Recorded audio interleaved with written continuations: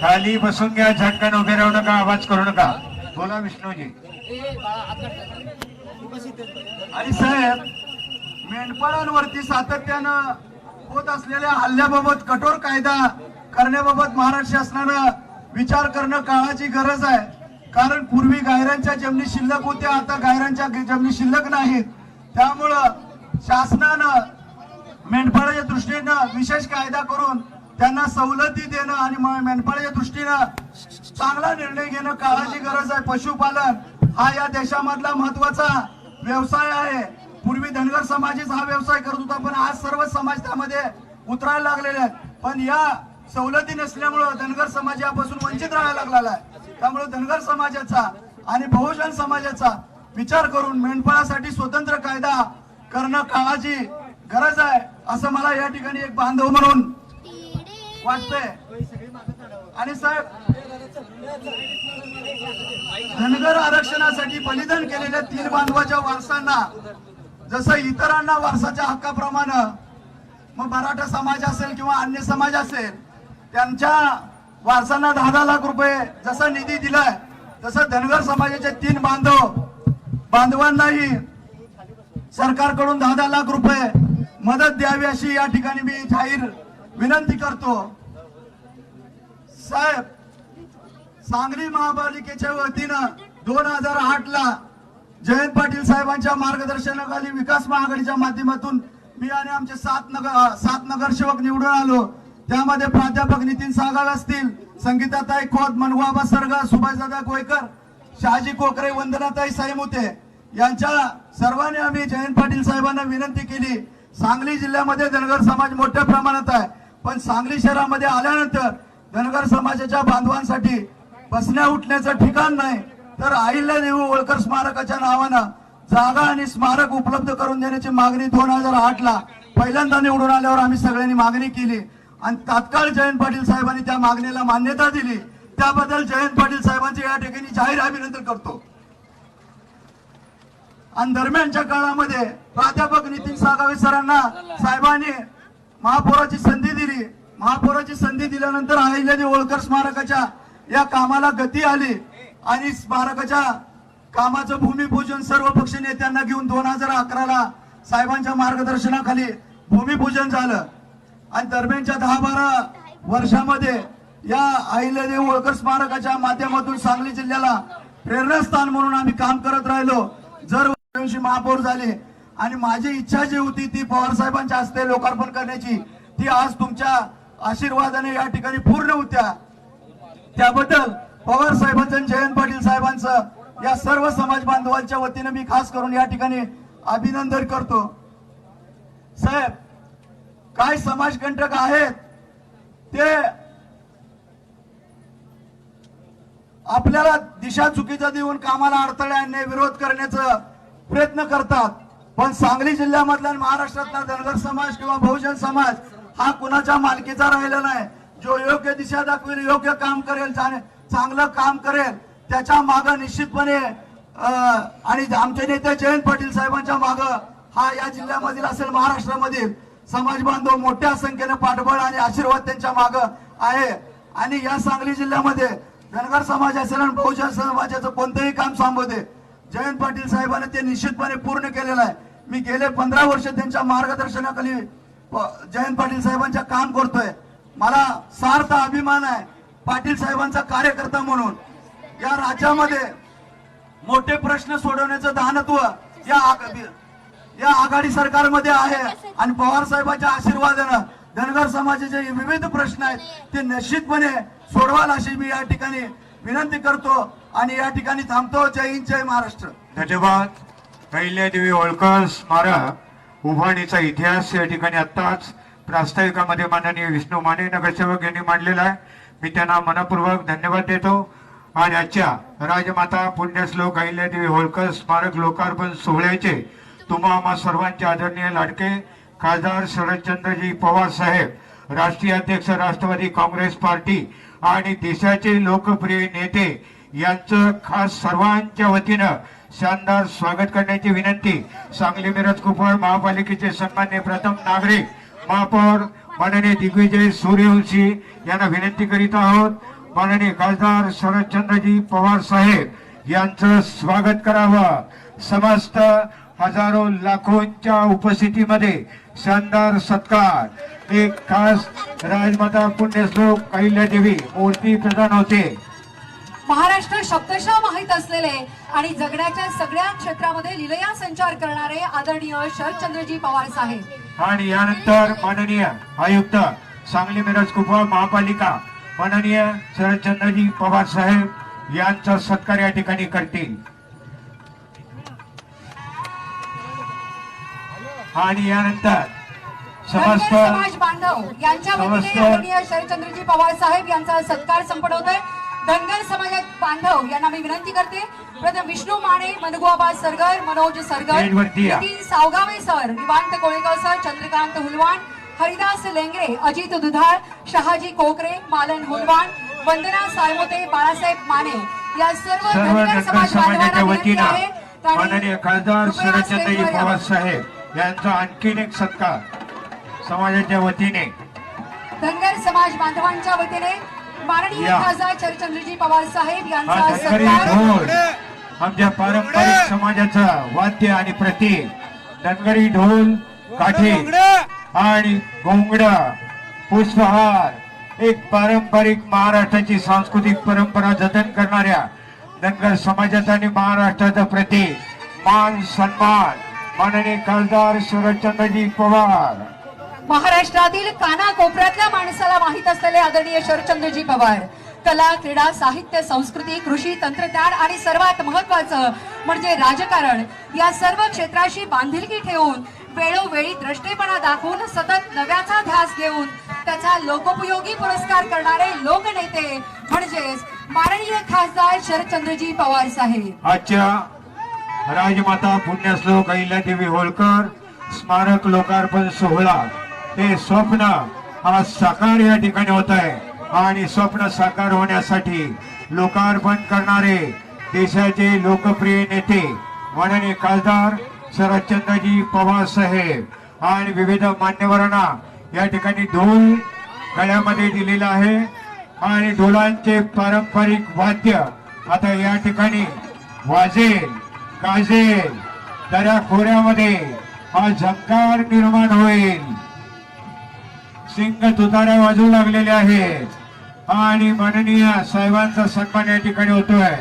अध्यक्ष नामदार जयंतरावजी पाटील, जलसंपदा लाभक्षेत्र विकास मंत्री, पालकमंत्री सांगली जिल्हा यांच्या वतीनं या ठिकाणी स्वागत होतंय. हार्दिक स्वागत आणि जोरदार टाळ्यांच्या गजरामध्ये स्वागत स्वागत. एक आनंद उत्साह मांगल्याने भरलेला हा सोहळा मंगलवाद्यांच्या निनादामध्ये दिमागदार सोहळा आणि तितकेच दिमाखदार असे पाहुण्यांनी सजलेलं हे आजचं आणि विचार- यानंतर आजच्या कार्यक्रमाचे सन्माननीय अध्यक्ष नामदार जयंतरावजी पाटील साहेब, जलसंपदा मंत्री, मी आयुक्त नितीन कापडणीस यांना विनंती करतो आपण नामदार जयंत पाटील यांचं स्वागत करावं. माननीय नामदार जयंतरावजी पाटील साहेब यांचं स्वागत. सांगली मिरज कुपवाड महानगरपालिकेचे सन्माननीय आयुक्त माननीय नितीनजी कापडणीस. त्याचप्रमाणे माने धनगर समाजाच्या वतीनं नामदार जयंत पाटील साहेब यांचा आणखीन एक सत्कार या ठिकाणी होतोय. धनगर समाजाच्या धन्यवाद. वतीने त्याचप्रमाणे माननीय बाळासाहेब थोरात उपमहापौरांना विनंती आहे माननीय महसूल मंत्री यांचं स्वागत आपण करायचंय.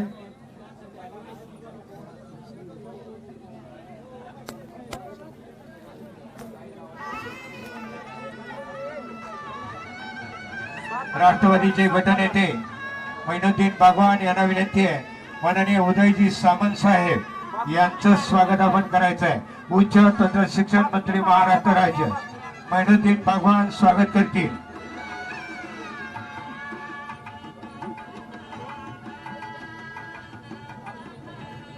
माननीय नामदार बाळासाहेबजी थोरात महसूल मंत्री महाराष्ट्र राज्य यांचं स्वागत करत आहेत. उपमहापौर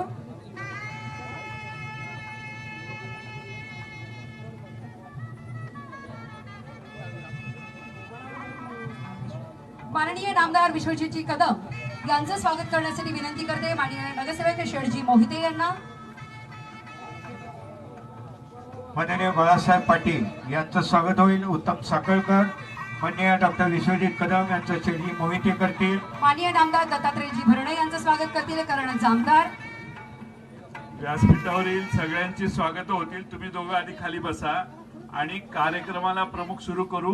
सर्व सन्माननीय पाहुण्यांचे स्वागत करण्याची व्यवस्था सर्व नगरसेवक आणि आयुक्त यांनी मागे करावी आणि पहिल्या भाषणाला सुरुवात करा. धन्यवाद साहेबांच्या सूचनेप्रमाणे कार्यक्रम पुढे सुरू होतोय आणि मी पहिल्यांदा निमंत्रित करतोय माननीय महापौर दिग्विजय सूर्यवंशी यांना आपलं मनोगत व्यक्त करावं.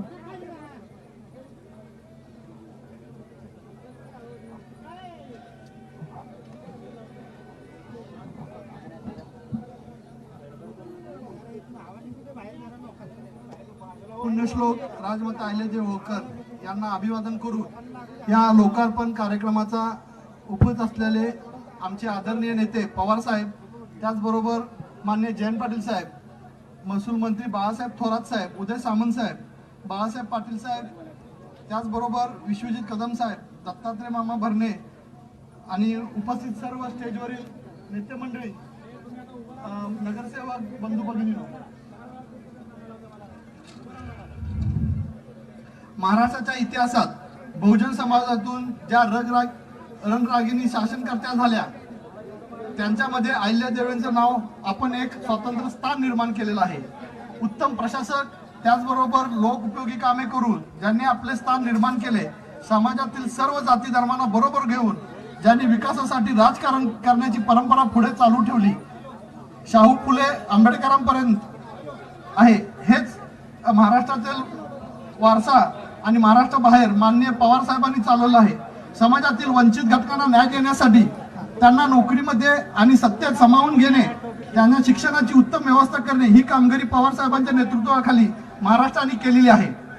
नामांतर असू दे, मंडल आयोग असू दे, स्थानिक स्वराज्य संस्थेमध्ये स्त्रियांना राखीव आरक्षण असू दे, जागा आदिवासी मधील वंचित घटकांना आरक्षण, सामाजिक अभिसरणाचे अत्यंत धाडसी निर्णय आणि अंमलबजावणी पवार साहेबांच्या नेतृत्वाखाली झालेली आहे.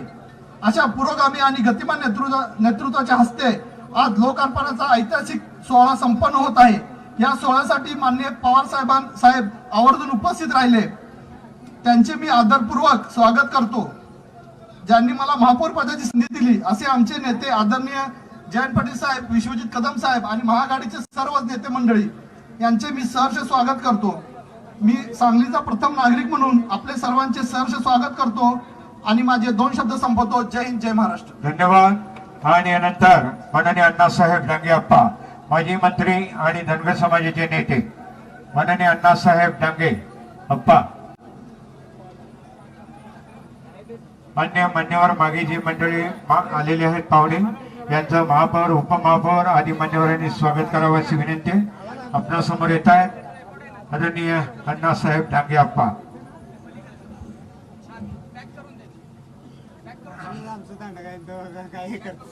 या समारंभाचे प्रमुख अतिथी आदरणीय पवार साहेब, नामदार जयंतराव पाटील, नामदार बाळासाहेब थोरात, खासदार श्रीनिवासजी पाटील साहेब, नामदार भरणे मामा, नामदार बाळासाहेब पाटील, नामदार विश्वजित कदम, माननीय महादेवराव जानकर, माननीय महापौर, उपमहापौर, सर्व नगरसेवक आणि उपस्थित सर्व बंधू आणि भगिनींनो, प्रास्ताविक करत असताना या ठिकाणी आरक्षणाच्या प्रश्नाचा उल्लेख केला आणि पवार साहेबांना समोर पाहिल्यानंतर आरक्षण हे सगळ्यांना आठवणारच, परंतु काही विघ्न संतोषी लोक असतात, नतद्रष्ट असतात, ते प्रत्येक कामाला अपशकुन कसा करायचा हा उद्योग करतात. मला 1914 साल आठवतं. 16 मे 17 मे 2 दिवस पवार साहेबांनी सर्व धनगर समाजातल्या संघटनांच्या प्रमुखांचा माजी आमदारांची बैठक घेतली मुंबईला. आणि र आणि ड हा फरक कसा काढायचा या संबंधी विचारविनिमय केला. आणि त्याच्यामध्ये आम्ही जे कागद साहेबांच्या समोर ठेवले, जलीय आयोगाचा रिपोर्ट जो ठेवला, त्याच्यातून र आणि ड हे एका अर्थी शब्द आहेत हे स्पष्ट झाल्यावर नंतर आणि दुसऱ्या दिवशीच्या 17 तारखेच्या बैठकीला सगळे अधिकारी आले होते, त्यांनी हे मान्य केल्यानंतर निर्णय असा झाला की 31 जुलैच्या आत धनगर समाजाला आरक्षण द्यायचं. 31 जुलैच्या आत धनगर समाजाला आरक्षण द्यायचा हा निर्णय 17 मेला झाला. आणि त्याच दिवशी माळशिरसला डॉक्टर शिवाजी पाटील यांच्या घरी बैठक होऊन 60-70 लोकांनी निर्णय केला पंढरपूर बारामती मार्च काढायचा. का तर हे आरक्षण त्या चुलत पुतण्याने अडवून ठेवले. तर त्यांना धडा शिकवला पाहिजे. त्यांना धडा शिकवायला ह्यांचा वर्ण स्वर्गातनं खाली आला पाहिजे. धडा शिकवतायत. मी त्यांना विनंती केली की बाबा रे, आरक्षण आता द्यायचं नक्की झालंय, तुम्ही आता त्यात अडथळे निर्माण करू नका. कशावरनं म्हणले? मी त्यांना समजावून सांगितलं, विचार करू म्हणले. आणि पुन्हा जायचं ते जाऊन पंढरपूर बारामती मार्च हा निश्चित केला. आणि केलं काय तर तिथं आले बारामतीला, मोर्चा संपला आणि पुन्हा उपोषणाचं निमित्त करून जवळजवळ 200-225 लोकांनी भाषणं केली. काय केली? पवार साहेब आणि अजितदादांना शिव्या द्यायचं काम केलं. अजितदादांना शिव्या द्यायचं काम केलं. आरक्षण ह्याने अडवलंय म्हटलं. आता त्याने कशाचा विचार केला? आपण कुणाबद्दल बोलतोय याचा विचार केला का? नाही. केवळ पवार साहेबांना आणि अजितदादाला शिव्या देणं याशिवाय दुसरा उद्योग नाही. आणि मग साहेबांना सुद्धा वाटणं स्वाभाविक आहे. ते म्हटले नाही असं, पण वाटणं स्वाभाविक आहे. माणसाला शेवटी मन आहे. जर माझ्या दारात येऊन माझा उद्धार करताय तर घ्या जावं आरक्षण, कोणाकडनं घ्यायचं ते. आणि आरक्षणाचा प्रश्न आपला लांबणीवर पडला.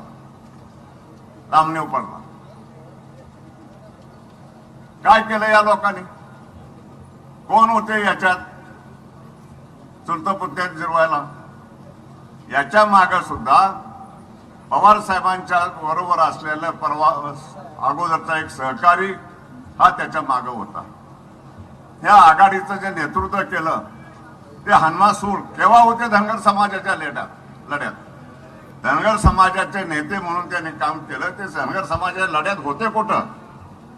ते कोण? हनुमासूळ. यांचा उद्योग काय? त्यांचा उद्योग एक, विजयदादाच्या घरात लाल घोटत बसायचं, केव्हा तुकडा मिळतोय बघायचं, टाकलेल्या तुकड्यावर घुमकायचं, हा उद्योग. आणि निवडणुका असल्या की खोटं मतदान घडवून आणत पुढं जायचं. हा हे हनुमासूळ नेते झाले. कुणाच्या जीवावर? पवार साहेबांनी ज्यांना मोठं केलं त्याने त्यांना खुराक दिला. 2 लाख रुपये दिले आणि हो पुढं आणि झाले पुढं आणि काढला मोर्चा. आता पुढं काय? आता पवार साहेब दाद घ्यायला तयार नाहीत. त्यांना जे आरक्षण देतो म्हणले होते ते द्यायला तयार नाहीत. त्यांची दानत आहे का? ज्याने त्या मोर्चाच्या तिथं येऊन सांगितलं आम्हाला तुम्ही मतं द्या, आम्ही सत्तेवर आलो तर 8 दिवसात तुम्हाला आरक्षण देऊ. देवेंद्र फडणवीस दिलं? कुठं आहे आरक्षण? उलट देवेंद्र फडणवीसांनी अशी मेक मारून ठेवली की धनगर समाजाला पुन्हा आता आरक्षण मिळू नये अशी मेक मारली. काय मेक मारली? टाटा कन्सल्टन्सी नेमली. टाटा कन्सल्टन्सी कशासाठी? टाटा कन्सल्टन्सी काय करायचं? टाटा कन्सल्टन्सीनं धनगर समाजाच्या परिस्थितीचं चित्रण करायचं.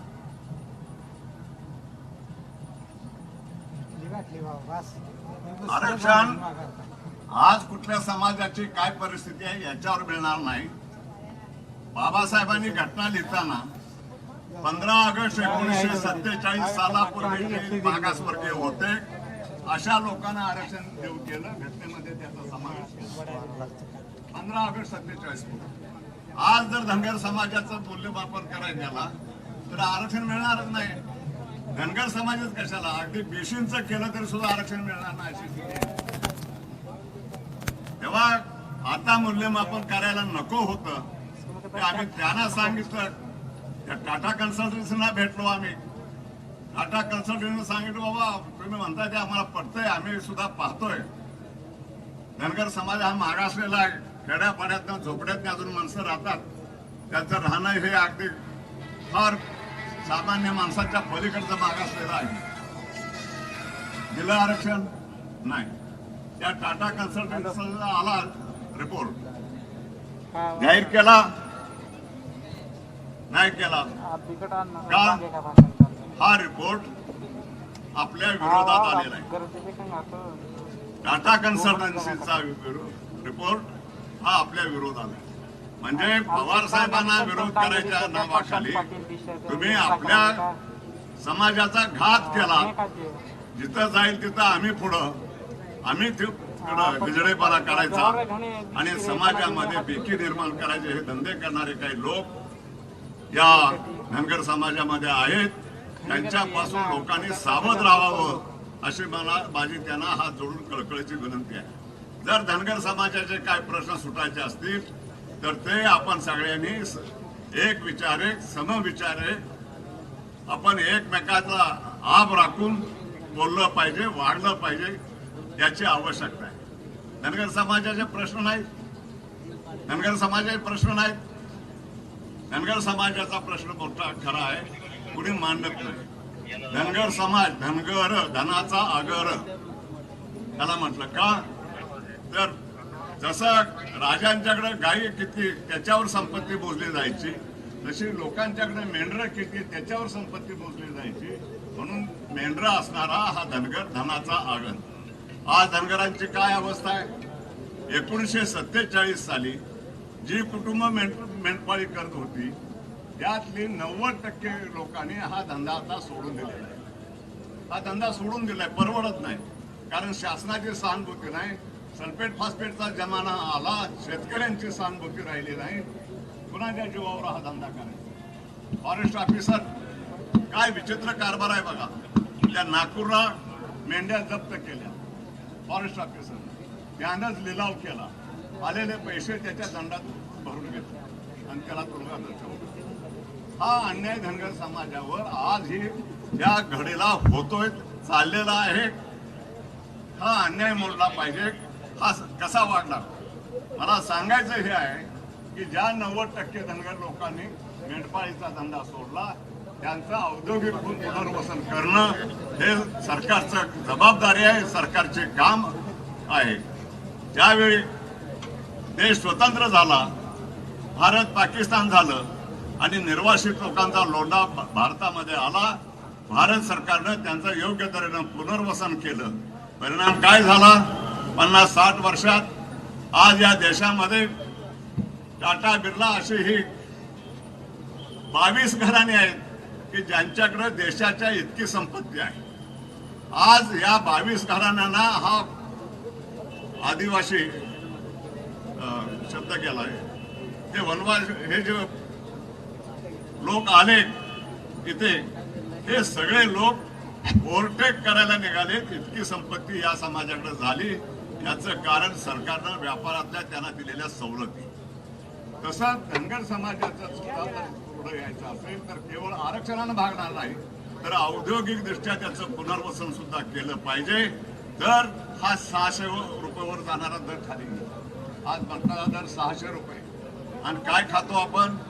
आवा मुंबईच्या खानावळी, कुत्र्याची टंगडी, कुणाच्या ताटात आली, बोंबाबोंब उठली, कावळ्याचे टंगडी कुणाच्या ताटात आली, बोंबाबोंब आली. ही कुत्र खायची, कावळं खायची पाळी का आली?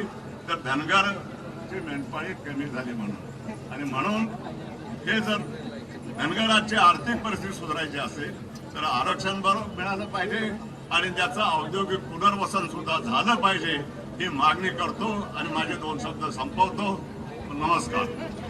धन्यवाद आपण धन्यवाद. आणि यानंतर माननीय उदयजी सामंत साहेब यांनी आपल्या शुभेच्छापर मनोगत व्यक्त करावं. उच्च तंत्र शिक्षण मंत्री महाराष्ट्र राज्य. राजमाता अहिल्यादेवी होळकर स्मारकाच्या लोकार्पण सोहळ्यासाठी उपस्थित असलेले आणि ज्यांच्या पवित्र हाताने या स्मारकाचं लोकार्पण झालं, अधिकृत लोकार्पण झालं, ते देशाचे नेते, आम्हा सर्वांचेच मार्गदर्शक आदरणीय शरद पवार साहेब, राज्याचे महसूल मंत्री आदरणीय बाळासाहेब थोरात, आपल्या जिल्ह्याचे लोकप्रिय पालकमंत्री आदरणीय जयंत पाटील साहेब, बाळासाहेब पाटील साहेब, मामासाहेब भरणे, विश्वजित कदम, सर्वच सन्माननीय मान्यवर आणि हजारोंच्या उपस्थितीमध्ये हा सोहळा साजरा करणारे सर्व बंधू आणि भगिनी, मला सर्वप्रथम या महानगरपालिकेच्या महापौरांना मनापासून धन्यवाद द्यायचे आहेत की आपण या पवित्र आणि अधिकृत कार्यक्रमाला मला उपस्थित राहण्याची संधी दिली. आणि ही संधी देत असताना मला या ठिकाणी साहेबांच्या साक्षीनं सांगायचं आहे की 2004 ला साहेबांच्याच आदेशानं सोलापूर विद्यापीठ जाहीर झालं, एका जिल्ह्यासाठी जाहीर झालं आणि अखंड महाराष्ट्राच्या मागणीनुसार सोलापूर विद्यापीठाला राजमाता अहिल्यादेवी होळकरांचं नाव देखील देण्यात आलं. ज्या जिल्ह्याचे पालकमंत्री आदरणीय मामा भरणे साहेब आहेत, अजितदादांनी पुढाकार घेतला, मुख्यमंत्री उद्धव ठाकरे साहेबांनी पुढाकार घेतला आणि मला असं वाटतं की विद्यापीठातलं पहिलं अहिल्यादेवी होळकरांचं स्मारक हे 12 कोटी रुपये खर्च करून सोलापूरच्या विद्यापीठामध्ये करण्याचा आम्ही सगळ्यांनी मिळून निर्णय घेतला. मला इथे विशेषतः सांगितलं पाहिजे की जेवढी विद्यापीठ आज महाराष्ट्रामध्ये आहेत, ज्यांच्या नावानं आहेत, त्या विद्यापीठामध्ये ज्यांच्या नावानं विद्यापीठ आहेत त्यांची स्मारकं उभं करण्याचा निर्णय महाविकास आघाडीच्या सरकारने घेतला आणि म्हणूनच सोलापूर सारख्या ठिकाणी आता पुन्हा एकदा हे स्मारक आम्ही उभे करणार आहोत. अण्णासाहेबांनी फार मोठे या ठिकाणी जे उल्लेख केले, त्याचे संदर्भ दिले, आम्ही देखील वर्तमानपत्रातनं वाचलं, आम्ही देखील मीडियामधनं बघितलं की काही लोकांनी पूर्वी देखील इथे येऊन काही कार्यक्रम करण्याचे प्रयत्न केले आणि म्हणूनच मी म्हटलं हा कार्यक्रम पवित्र कार्यक्रम आहे. ज्यांच्या शुभ हस्ते हा कार्यक्रम होतोय त्या देशाच्या नेत्यांनी या महाराष्ट्रातल्या अनेक समाजांना न्याय देण्याची भूमिका घेतलेली आहे आणि म्हणून मला असं वाटतं की ज्यांच्या शुभ हस्ते या कार्यक्रमाचं लोकार्पण झालं, हा खरा चांगला अधिकृत आणि पवित्र कार्यक्रम आहे. काही लोक गैरसमज पसरवण्याचा प्रयत्न करतात. ज्या लोकांनी गैरसमज पसरवण्याचा प्रयत्न केला त्यांनी या समाजाला एकच उत्तर दिलं पाहिजे की पूर्वीच्या माजी मुख्यमंत्र्यांनी सांगितलं होतं की मुख्यमंत्री झाल्यानंतर पहिल्या कॅबिनेटमध्ये मी आरक्षण देणार आहे, त्या आरक्षणाचं काय झालं हा प्रश्न देखील आपण सगळ्यांनी मिळून आणि ज्यांनी लोकार्पण अनधिकृत करण्याचा प्रयत्न केला त्यांनी देखील महाराष्ट्रातल्या जनतेला देणं आवश्यक आहे. आणि म्हणून मला असं वाटतं की महापौरांना, त्यांच्या सर्व नगरसेवकांना मनापासून मी धन्यवाद देतो की अतिशय अप्रतिम स्मारक, महाराष्ट्रातलं पहिलं स्मारक आपण उभारण्याचा प्रयत्न या नगरीमध्ये आपण केला, त्या सांगलीमध्ये आपण केला. त्याबद्दल आपला एक सहकारी म्हणून मी आपल्याला मनपूर्वक धन्यवाद देतो. माझ्या विभागामार्फत या जिल्ह्यामध्ये जर काही शैक्षणिक उपक्रम सुरू करायचे असतील तर ते देखील सुरू करण्याची ग्वाही या कार्यक्रमाच्या निमित्तानं देतो आणि याच नावानं सोलापूर विद्यापीठामध्ये अहिल्यादेवींच्या नावानं भविष्यामध्ये आम्ही अध्यासन केंद्र सुरू करू ही देखील ग्वाही देतो, हे देखील वचन देतो आणि थांबतो. जय हिंद, जय महाराष्ट्र. धन्यवाद सामंत सर. आणि यानंतर माननीय नामदार दत्तात्रयजी भरणे, राज्यमंत्री महाराष्ट्र राज्य, यांना विनंती. उपस्थित सर्व बंधू आणि भगिनींनो, राजमाता पुण्यश्लोक अहिल्यादेवी होळकर यांच्या स्मारक लोकार्पण ज्यांच्या शुभास्थ झालं ते आपल्या देशाचे नेते आदरणीय शरदचंद्रजी पवार साहेब, या जिल्ह्याचे पालकमंत्री, आमचे सर्वांचे मार्गदर्शक आदरणीय जयंतरावजी पाटील साहेब, महसूल मंत्री आदरणीय बाळासाहेबजी थोरात साहेब, उदय सामंत साहेब, बाळासाहेबजी पाटील साहेब, विश्वजित कदम साहेब, यड्रावकर साहेब, श्रीनिवासजी पाटील साहेब, आदरणीय अण्णासाहेबजी डांगे साहेब, महादेवजी जानकर साहेब, आपल्या नगरीचे महापौर, उपमहापौर, सर्व नगरसेवक ज्यांनी हा कार्यक्रम यशस्वी करण्यासाठी प्रयत्न केला, ते विष्णू माने आणि त्यांचे सर्व सहकारी बंधू आणि भगिनींनो, खर तर मी महानगरपालिकेच्या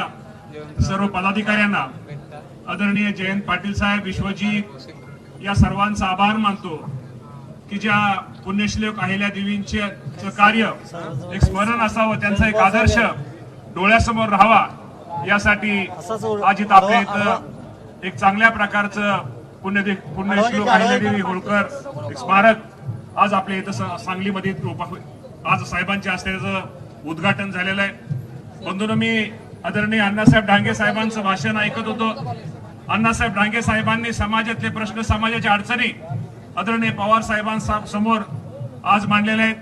ते नेहमीच मांडत असतात. मला जयंत पाटील साहेब, आमचे सगळे आमचे सगळे सहकारी आज इथं उपस्थित आहेत. समाजाचे अनेक प्रश्न आहेत, समाजाच्या अनेक अडचणी आहेत. खरं तर 2 वर्ष कोरोनाचं खूप मोठं संकट होतं आणि संकट असल्यामुळे निश्चित प्रकारे आर्थिक तिजोरीचा थोडा खळकाट असल्यामुळं थोड्या काही गोष्टी शासनाच्या वतीने सुद्धा आम्हा सर्वांना खरं तर करता आलेल्या नाहीत. आदरणीय बाळासाहेब थोरात साहेब असतील किंवा जयंत पाटील साहेब असतील, या राज्याचे मुख्यमंत्री उद्धवजी ठाकरे साहेब असतील, उपमुख्यमंत्री अजितदादा पवार साहेब असतील, या सर्व मंडळींचा प्रयत्न भविष्य काळामध्ये निश्चित प्रकारे माझ्या धनगर समाजाला, ज्या पूर्वी आदिवासी, आज जानकर साहेब इथं स्टेजवरती हजर आहेत, ज्या आदिवासी प्रमाणे आपण ज्या सवलत देण्याचा जो निर्णय घेतो होता, ज्याला जो आर्थिक निधी आपला तो पूर्वी 2 वर्षात आपल्याला आर्थिक परिस्थिती देता आला नाही, परंतु भविष्यामध्ये जयंत पाटील साहेब आपल्याला तो आर्थिक निधी ह्या समाजाला निश्चित प्रकारे द्यावा लागेल. हा निश्चित प्रकारे आज बंधून आपण त्यासाठी आम्ही विचार करू. खरं तर मगाशी आता उदयजी सामंत साहेब गेले की आपल्या सगळ्यांना माहिती आहे की सोलापूरला जे पुण्यश्लोक अहिल्या देवींच्या नावाने जे आज आपण इथं एक चांगल्या प्रकारचं त्या युनिव्हर्सिटीमध्ये एक स्मारक करतोय आणि साधारणतः ते टेंडर पण निघालेले साधारणतः 14.5 कोटी रुपये यासाठी लागणार आहे. त्याचा निधी पण आदरणीय महाविकास आघाडीच्या आमच्या सर्वच नेत्यांनी उपलब्ध करून दिलेला आहे. त्याचप्रमाणे आपल्या सगळ्यांना माहिती आहे की होळकर वाडा जो रंगमाल, जो चांदवड जिल्हा नाशिक मध्ये ती जी ऐतिहासिक वास्तू आहे, ते वास्तू सुद्धा निश्चित प्रकारे आपण ते वास्तूचं आपण तिथे ती चांगली करण्याचा राज्य सरकारने निर्णय घेतलेला आहे. त्यालाही चांगल्या प्रकारचा निधी देण्याचा प्रयत्न केलेला आहे. मगाशी कुणीतरी मला वाटतं विष्णू मानेने आरेवाडीचं सांगितलं की मला वाटतं सुमनताई पाटील इथं बहुतेक सुमनताई हजर आहेत, सक्सेना सुमनताई इथं हजर आहेत. सुमनताईंच्या माध्यमातून, दादांच्या माध्यमातून, जयंत पाटील साहेबांच्या माध्यमातून सुद्धा तिथं सुद्धा आरेवाडीच्या बिरोबा देवस्थानासाठी अधिकचा निधी देण्याचा प्रयत्न हा राज्य सरकारच्या वतीनं बंधूंनो निश्चित प्रकारे होतोय. मला तुम्हाला एवढंच सांगायचं आहे की बंधूंनो, आता कुणीतरी उदय सामंत साहेब सांगत होते कुठेतरी 2 वर्षामध्ये काय आर्थिक अडचणीमुळे काही गोष्टी आपल्याला समाजासाठी करता आलेल्या नाहीत, परंतु भविष्यामध्ये निश्चित प्रकारे आपण करून. मला जयंत पाटील साहेबांना एकच विनंती करायची, साहेब आजही आमचा जयंत पाटील साहेब, आजही आमचा समाजाचा जो विश्वास आदरणीय पवार साहेबांवरती खूप मोठा आहे. मला जयंत पाटील साहेब आपल्या माध्यमातून एक विनंती करायची, आदरणीय पवार साहेबांनी आमच्या या राज्यामधले जे काही ठराविक जे एक 500 युवक असतील आणि जे 500 ज्यांना अहिल्यादेवी होळकरांच्या बद्दल जास्त माहिती किंवा समाजाबद्दल ज्या बारीक सारीक गोष्टी त्या सर्वांना माहिती असतील, ते 500 युवक आणि 500 ज्येष्ठ असे 1000 लोकांची साहेब आमचे प्रश्न, आमच्या समस्या जाणण्यासाठी आपण आपल्या सभेत आमची एक बैठक लावावी आणि त्या बैठकीमध्ये समाजाचे प्रश्न आपण साहेबांनी समजून घ्यावेत अशी मी विनंती करतो. आणि अधिक न बोलता अनेक वक्त्यांना बोलायचे असल्यामुळं खूप चांगला कार्यक्रम महानगरपालिकेने घेतला, त्याबद्दल महानगरपालिकेचे आणि त्यांच्या सर्व पदाधिकाऱ्यांचे आभार मानतो. थांबतो. धन्यवाद. जय हिंद, जय महाराष्ट्र. धन्यवाद साहेब. यानंतर 2 सत्कार होत आहेत. रघुवंशी सोसायटीचे चेअरमन माननीय सुभाष देसाई साहेब यांचा सत्कार संपन्न होतोय आणि मी सत्कार करण्यासाठी विनंती करते माननीय नामदार बाळासाहेबजी थोरात, महसूल मंत्री महाराष्ट्र राज्य यांना, ज्यांनी या स्मारकासाठी जागा दिली आणि फार मोठं योगदान त्यांनी दिलेलं आहे आणि म्हणून त्यांचा एक सन्मान या ठिकाणी होतोय. आपण या माननीय श्री सुभाष देसाई साहेब यांचा सत्कार.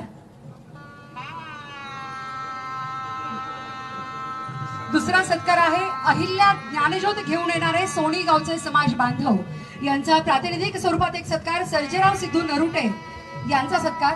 तोपर्यंत सक्सेना सलगल आमच्या राष्ट्रवादीच्या युवतीच्या अध्यक्षा यांनी भाषणाला सुरुवात करावी अशी मी त्यांना विनंती करतो आणि सत्काराचा कार्यक्रम बाळासाहेब थोरात साहेबांच्या हस्ते होत राहील. वेळ कमी असल्यामुळे आपल्याला कमी याच्यात अजून जानकर साहेब बोलणार आहेत, त्यामुळे कमी याच्यात आपल्याला हे मॅनेज करायचंय. नमस्कार.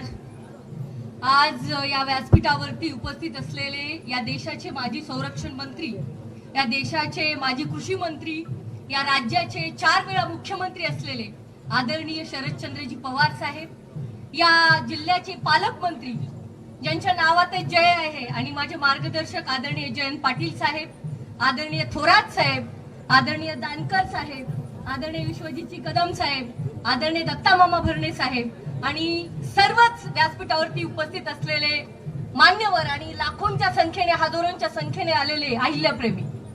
खर तर या स्टेजवरती मी बोलावं हे पत्रिकेत नव्हतं, परंतु तुम्हाला सगळ्यांना मला गर्वाने सांगायचंय, मी एक मेंढपाळाचीच मुलगी आहे, मी धनगर समाजाचीच मुलगी आहे. जो काही कालवा एका माणसाने 27 तारखेला केला त्या व्यक्तीची मी निंदा करते.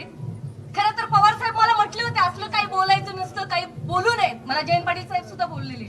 मी माफी मागून बोलते, कारण मी पण धनगर समाजाची तरुणी आहे. मला सांगा, या ठिकाणी या राज्याचे माजी मिनिस्टर ज्यांनी खस्ता खाऊन धनगर समाजाचं नेतृत्व केलं, आदरणीय महादेव जानकर साहेब उपस्थित आहेत. पुणे जिल्हा परिषदेचे, जी देशातली नंबर 1 जिल्हा परिषद आहे, त्याचे जिल्हा परिषदेचे अध्यक्ष माझे काका आदरणीय देवकते नाना इथं उपस्थित आहेत. इथं धनगर समाजाचे नेते उपस्थित आहेत. ही धनगराची माणसं नाहीत का? कुठेतरी कांगावा करायचा त्या पेशवाई आदरणीय राम शिंदे साहेब असतील भाजपाचे, परंतु नेते आहेत, त्यांचा मला आदर आहे. एक सुसंस्कृत माणूस आहे. तो माणूस कधीही असे गालवोट लावण्याचे प्रकार करत नाही, म्हणून एक व्यक्ती म्हणून मला त्यांचा आदर आहे. ताईंना ते म्हटले, ताई माझा कार्यक्रम आहे, माझ्या घरी या.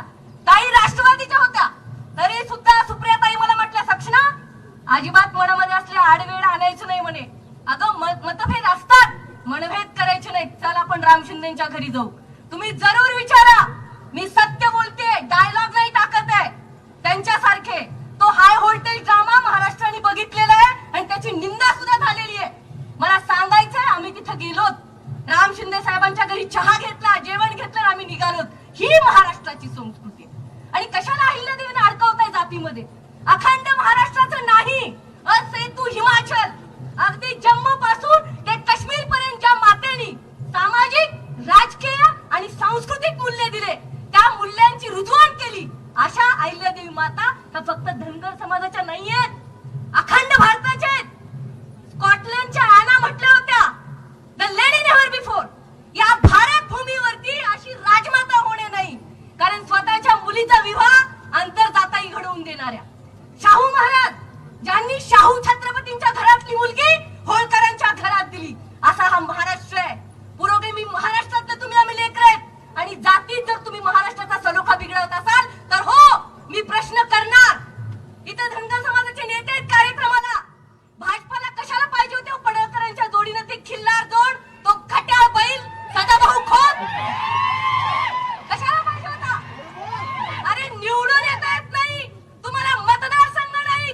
आणि जर मतदारसंघ असतो तर भाजपाने जात सोडून बारामतीत कशाला पाठवला, याचं उत्तर तुम्ही शोधा. भांडण लावायचे.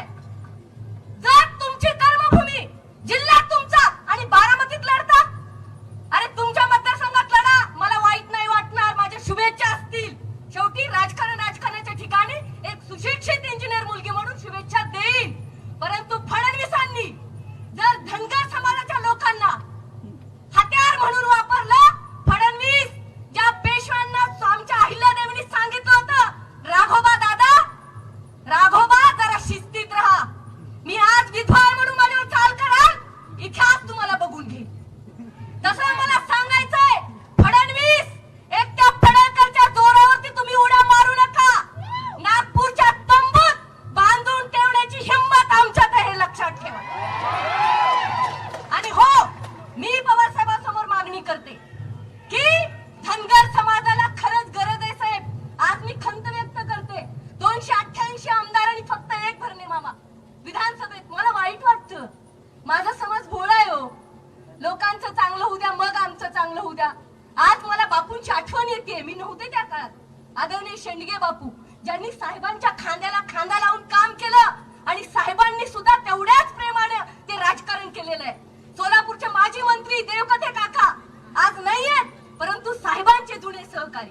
कसं काय तुम्ही एखाद्याला तुम्ही असं विलन ठरवता शुल्लक आमदारकीसाठी? अरे अशा किती आमदारकी येतील आणि जातील. एक लक्षात ठेवा, धनगरांच्या घोंगडीत स्वाभिमानाची ताकद आहे, कष्टाची ताकद आहे आणि तुम्ही माणसं वैचारिक वसा आणि वारसा घेऊन जगणारी आहात. मला अभिमान आहे मी धनगर समाजात जन्मले, परंतु अहिल्यादेवींचा वारसा आहे की सुसंस्कृत सभ्य आणि राजकारण करावं तर सभ्यतेच्या संस्कृतीने करावं. जयंत पाटील साहेबांनी कधी सांगितलं नाही की इथं स्मारक बनवू नका. का हो? विष्णू मानेचे काका खासदार आहेत, विष्णू मामांचे आजोबा आमदार आहेत. एक मेंढपाळाचा मुलगा आज स्मारकाचं उद्घाटन घेतोय. पोटात कालवलं, स्वतःची स्वतः वीट लावली काय या स्मारकाला? हे विचारायचंय मला. तुम्ही लावली असती तर आम्ही तुमचं स्वागत केलं असतं. नुसत्या दुसऱ्याच्या अंगणात येऊन बाता मारायच्या, परंतु इथून सांगते मेरे अंगणे में तुम्हारा क्या काम है. हे अंगण आमचं आहे.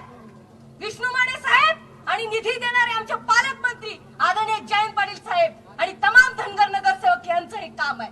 ठीक आहे, आमच्या खोतताई भाजपच्या महापौर होत्या, परंतु मी एक महिला म्हणून खोतताईंचं सुद्धा अभिनंदन करते की या सगळ्या प्रोसेस मध्ये त्यांनी सुद्धा हातभार लावलेला आहे. जास्त बोलणार नाही, एवढंच सांगेन, तुम्ही स्वतःला फार हिरो समजू नका पडळकर. अभी तुम जानते नहीं, लड़की समझ के फ्लावर समझे क्या, फायर है फायर. थँक्यू. जय हिंद, जय महाराष्ट्र, जय अहिल्या. धन्यवाद ताई, खरोखरच पॉवरफुल असं भाषण होतं आणि आपण ज्या स्टंटबाजीचा उल्लेख केला त्या स्टंटबाजीला आहे भव्य दिव्य हा सोहळा हेच उत्तर आहे आणि हेच सुसंस्कृत राजकारण.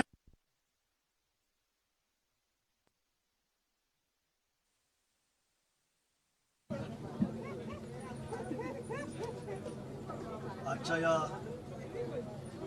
पुण्यश्लोक महाराणी अहिल्यादेवी होळकर लोकार्पण सोहळ्याचे अध्यक्ष आदरणीय जयंत पाटीलजी साहेब, ज्यांच्या शुभ हस्ते हा लोकार्पण सोहळा पार पडला, ते देशाचे नेते पद्मविभूषण आदरणीय शरदचंद्रजी पवार साहेब, माझे सन्मित्र आणि या नगरीचे प्रथम नागरिक दिग्विजयजी सूर्यवंशी यांनी जेवढ्या मान्यवर नेत्यांची नावं घेतली त्या सर्वांचा मी आदरपूर्वक उल्लेख करतो, कारण वेळ कमी आहे.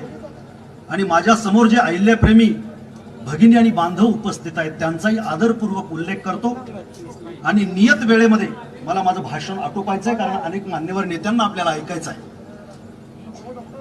बंधूंनो, या देशातील पहिला स्वातंत्र्याचा लढा स्वराज्य या नावाच्या संकल्पनेनं उभारणारे कुळवाडी भूषण छत्रपती शिवाजी महाराज, छत्रपती शिवाजी महाराजांच्या स्वराज्याला अटकेपार विस्तारित करणारे, 2 वेळेला दिल्ली जिंकणारे आणि ज्यांच्या संदर्भामध्ये राजा बडेसारखा एक गीतकार लिहितो, काळ्या छातीवरी कोरली अभिमानाची लेणी, पोलादी मनगटे खेळती खेळ जीव घेणी, दारिद्र्याच्या उन्हात शिजला, निढळाच्या घामाने भिजला, देश गौरवासाठी झिजला, दिल्लीचेही तख्त राखितो महाराष्ट्र माझा. दिल्लीचेही तख्त राखणारे पहिले सुभेदार मल्हाररावजी होळकर, ज्यांच्या स्मारकाचं आपण या ठिकाणी लोकार्पण केलंय, ज्यांना ब्रिटिश पार्लमेंटनं 18व्या शतकातील जगातील सगळ्यात महान महिला शासक म्हणून गौरविलं. आणि त्याचबरोबर युरोपियन कवयित्रीनं ज्यांच्यावरती खंडकाव्य लिहिलं आणि भारतातल्या मध्यकाळातल्या महापुरुषांच्या जीवनावरती खंडकाव्य पहिल्यांदाच लिहिलं गेलं, ज्यांनी केवळ भारतातल्याच लोकांची सेवा केली नाही तर नेपाळच्या पशुपतीनाथाच्या मंदिराचा जीर्णोद्धार त्यांनी केला. आजही पाकिस्तानमध्ये कराची जवळ अहिल्यादेवींनी बांधलेलं शिव मंदिर आहे. म्हणजे नेपाळ कराची पासून खाली कन्याकुमारी पर्यंत जे आजच्या हायटेक सरकारला जमत नाही ते 18व्या शतकामध्ये ज्या लोकमातेनं केलं त्या पुण्यश्लोक लोकमाता अहिल्यादेवी होळकर यांच्या चरणी मी वंदन करतो. बंधूंनो, मला तुम्हाला सांगायला अभिमान वाटतो की मध्यकाळामध्ये होळकरशाही एक अशी राजसत्ता आहे की ज्या होळकरशाहीनं अत्यंत कर्तबगार महिला या देशाला दिलेल्या आहेत. आम्हाला 50 वर्षामध्ये अहिल्यादेवी होळकर काही प्रमाणामध्ये माहीत झाल्या, परंतु आजही आम्हाला ज्यांनी खाजगीची संकल्पना पहिल्यांदा मांडली आणि त्या खाजगीच्या संकल्पनेवर अहिल्यादेवी होळकरांनी लोकोपयोगी कामं केली, ती होळकरशाही मधली खाजगीची संकल्पना मांडणाऱ्या गौतमाबाई होळकर, तुळसाबाई होळकर आणि या देशामध्ये हातामध्ये तलवार घेऊन इंग्रजांच्या विरोधामध्ये बंड करणाऱ्या पहिल्या रणरागिणी भीमाबाई होळकर आम्हाला माहित नाही. राजराजेश्वर महाराजा यशवंतराव होळकर यांचा इतिहास पुरेशा प्रमाणामध्ये आपल्यापर्यंत पोहोचलेला नाही. पुण्यामध्ये जी त्यांनी ऐतिहासिक लढाई केली, पेशव्यांच्या विरोधामध्ये, शिंद्यांच्या विरोधामध्ये आणि भोसल्यांच्या विरोधामध्ये यशवंतराव होळकर लढले आणि त्या लढाईच्या ठिकाणी हाडच हाडं पसरली. अरे हाडं वेचायला माणसं नाहीत म्हणून त्या जागेला आज हडपसर म्हटलं जातं. ती यशवंतराव होळकरांचे दिव्य कर्तृत्वानं बहरलेली ही भूमी आहे. या सगळ्याच महापुरुषांना मी वंदन करतो. तसेच आपल्या माहितीसाठी म्हणून सांगतो की आज छत्रपती शाहू महाराज, राजर्षी छत्रपती शाहू महाराज यांचा राज्याभिषेकाचा दिन आहे. 1894 मध्ये आजच्या दिवशी राजर्षी छत्रपती शाहू महाराजांनी राज्याभिषेक केलेला होता. तो आजचा दिवस आहे आणि आज आपल्या सर्वांना माहित आहे गुढीपाडव्याचा दिवस आहे. अशा पवित्र दिवसाच्या निमित्तानं आज आपण पुण्यश्लोक महाराणी अहिल्यादेवी होळकर यांच्या स्मारकाचं लोकार्पण केलं. त्यासाठी दिग्विजयजी सूर्यवंशी आणि आमचे मित्र विष्णूजी माने यांचं मी आपल्या सर्वांच्या वतीनं सहर्ष अभिनंदन करतो. आपणही जोरदार टाळ्या वाजून त्यांचं अभिनंदन या ठिकाणी करूया. बंधूंनो, बोलण्यासारखं पुष्कळ आहे, परंतु मी 2 घटनांचा या ठिकाणी होळकर शाहीतला आवर्जून उल्लेख करणार आहे पाटील साहेब, की त्याचा संदर्भ आज आपल्याला या ठिकाणी लागतो. कारण इतिहास हा नुसता वाचण्यासाठी नसतो. नरहर कुरुंदकरांचं एक विधान मला आठवतं, सर्वसामान्य माणसाला धर्म का प्रिय असतो? कुरुंदकर म्हणतात तो त्यांनी वाचलेला नसतो म्हणून. स्मारकाच्या संदर्भामध्ये सुद्धा हेच म्हणता येईल. केवळ स्मारक उभी राहिली म्हणजे समाजामध्ये परिवर्तन होणार नाही, तर त्या स्मारकाच्या पाठीमागे असलेलं चरित्र कार्य आपण समजून घेण्याची गरज आहे. आणि मला असं वाटतं की ते मी आपल्या पुढे मांडावं म्हणून थोडक्यामध्ये आपल्यासमोर मांडतो. इतिहास आजची वर्तन व्यवस्था चोख करत असतो. बांधवांनो, 1761 ची पानिपतची लढाई आपल्याला माहिती आहे, परंतु त्यानंतर मराठ्यांचं काय झालं? बखरकारांनी लिहिलं की 1.25 लाख बांगड्या फुटल्या. पण त्याच्या पुढे काय झालं आपल्या माहितीसाठी पण सांगतो. आपल्यापैकी अनेकांना संदर्भ माहिती असावा कदाचित. आपले धारातीर्थी पडलेले त्या ठिकाणचे जे सैनिक होते, सरदार होते, त्यांचा अंत्यविधी अहिल्यादेवी होळकरांनी केला. एवढंच नाही तर ज्या विधवा बाया झाल्या होत्या त्यांच्या हाताला रोजगार देण्यासाठी त्यांनी काम केलं. जी मुलं तरुण होती त्यांना सैन्यामध्ये सहभागी करून घेतलं आणि ज्यांची लग्न लागायची होती त्यांचे सामूहिक विवाह सोहळा पहिल्यांदा या देशामध्ये अहिल्यादेवी होळकरांनी केला. हे आपण लक्षात घेण्याची गरज आहे. म्हणून लोकसेवेचं व्रत घेतलेल्या पांढऱ्या घोंगड्यावर बसून 28 वर्ष राज्य केलं. नंतरच्या कालखंडामध्ये मनुस्मृतीबद्दल वगैरे बोललं गेलं. खरं तर तो विषय फार मोठा आहे, त्याच्याबद्दल मी कधीतरी बोलेल. कारण या सभागृहामध्ये 4-5 वर्षापूर्वी माझं भाषण झालेलं आहे, मी बोललेलो आहे सांगलीला. बांधवांनो, मला हे सांगायचंय, न स्त्री स्वातंत्र्य अर्हती अशी जर मनुस्मृती म्हणत असेल तर मला सांगा, अहिल्यादेवी होळकर 1754 मध्ये खंडेराव होळकरांच्या निधनानंतर सती जायला हव्या होत्या. आपण होळकरांची कैफियत जर वाचली तर त्यामध्ये उल्लेख आहे. मल्हारराव होळकर अहिल्यादेवीला म्हणतात की हे अहिल्ये, तू मा जिजाऊचा आदर्श डोळ्यासमोर ठेव. मा जिजाऊचा आदर्श डोळ्यासमोर ठेव. शहाजी राजांच्या निधनानंतर मा जिजाऊ सती गेल्या नाहीत, तू ही सती जाऊ नकोस. असा सासरा जगाच्या इतिहासामध्ये तुम्हाला कुठेही आढळणार नाही, जो आपल्या विधवा सुनेला सिंहासनावरती बसवतो. आणि अहिल्यादेवी होळकर 28 वर्षाची राजवट या ठिकाणी करतात. दुसरा एक प्रसंग मला तुम्हाला सांगायचा ज्याचा उल्लेख आजच्या परिप्रेक्षातून केला पाहिजे. बंधूंनो, एक घटना अशी घडते. काशी विश्वेश्वराचं मंदिर आपल्याला माहिती आहे की औरंगजेबानं पाडलं. एकदा मोहिमेवर असताना शहाजी राजांच्या ते लक्षात आलं आणि शहाजी राजे आपल्याला माहिती अत्यंत आक्रमक स्वभावाचे होते. मल्हारराव होळकर अत्यंत आक्रमक स्वभावाचे होते. मल्हाररावांनी संकल्प केला की ज्या ठिकाणी ही वापी मस्जिद उभी केलेली आहे औरंगजेबानं, त्या वापी मस्जिदीच्या जागी मी पुन्हा विश्वेश्वराचं मंदिर उभं करेन. परंतु नंतरच्या कालखंडामध्ये मोहिमेच्या धामधुमीमध्ये मल्हारराव होळकरांना वेळ मिळाला नाही आणि त्यामुळे त्यांचा संकल्प अर्धवट राहिला. ज्या वेळेला काशीला अहिल्यादेवी होळकर गेल्या त्यावेळेला त्यांना कळालं की त्यांच्या सासरेबुवांनी या ठिकाणी संकल्प केला होता. मी आपल्याला या ठिकाणी अत्यंत अभिमानानं सांगू इच्छितो, अहिल्यादेवी होळकरांच्या राज्यकारभारामध्ये समन्वयाला जागा होती. आपल्या प्रत्येकाच्या स्वभावामध्ये समन्वयाला जागा आहे. कारण जे युद्धखोर नेते असतात, युद्धखोर राजे असतात, महाराण्या असतात, त्या जनतेला सुख देऊ शकत नसतात. अहिल्यादेवी होळकरांची या ठिकाणची प्रतिमा आपण पाहिलेली आहे. हातामध्ये शिवपिंड आहे. अहिल्याबाईंनी 28 वर्षाच्या राजवटीमध्ये केवळ 5 लढाया केल्या. एवढंच नाही, ज्या राज्यामध्ये होळकरांची सत्ता नव्हती, मुस्लिम शासक होते, त्याही राज्यामध्ये अहिल्यादेवींनी मंदिरं बांधली, घाट बांधले, तीर्थक्षेत्र उभे केले.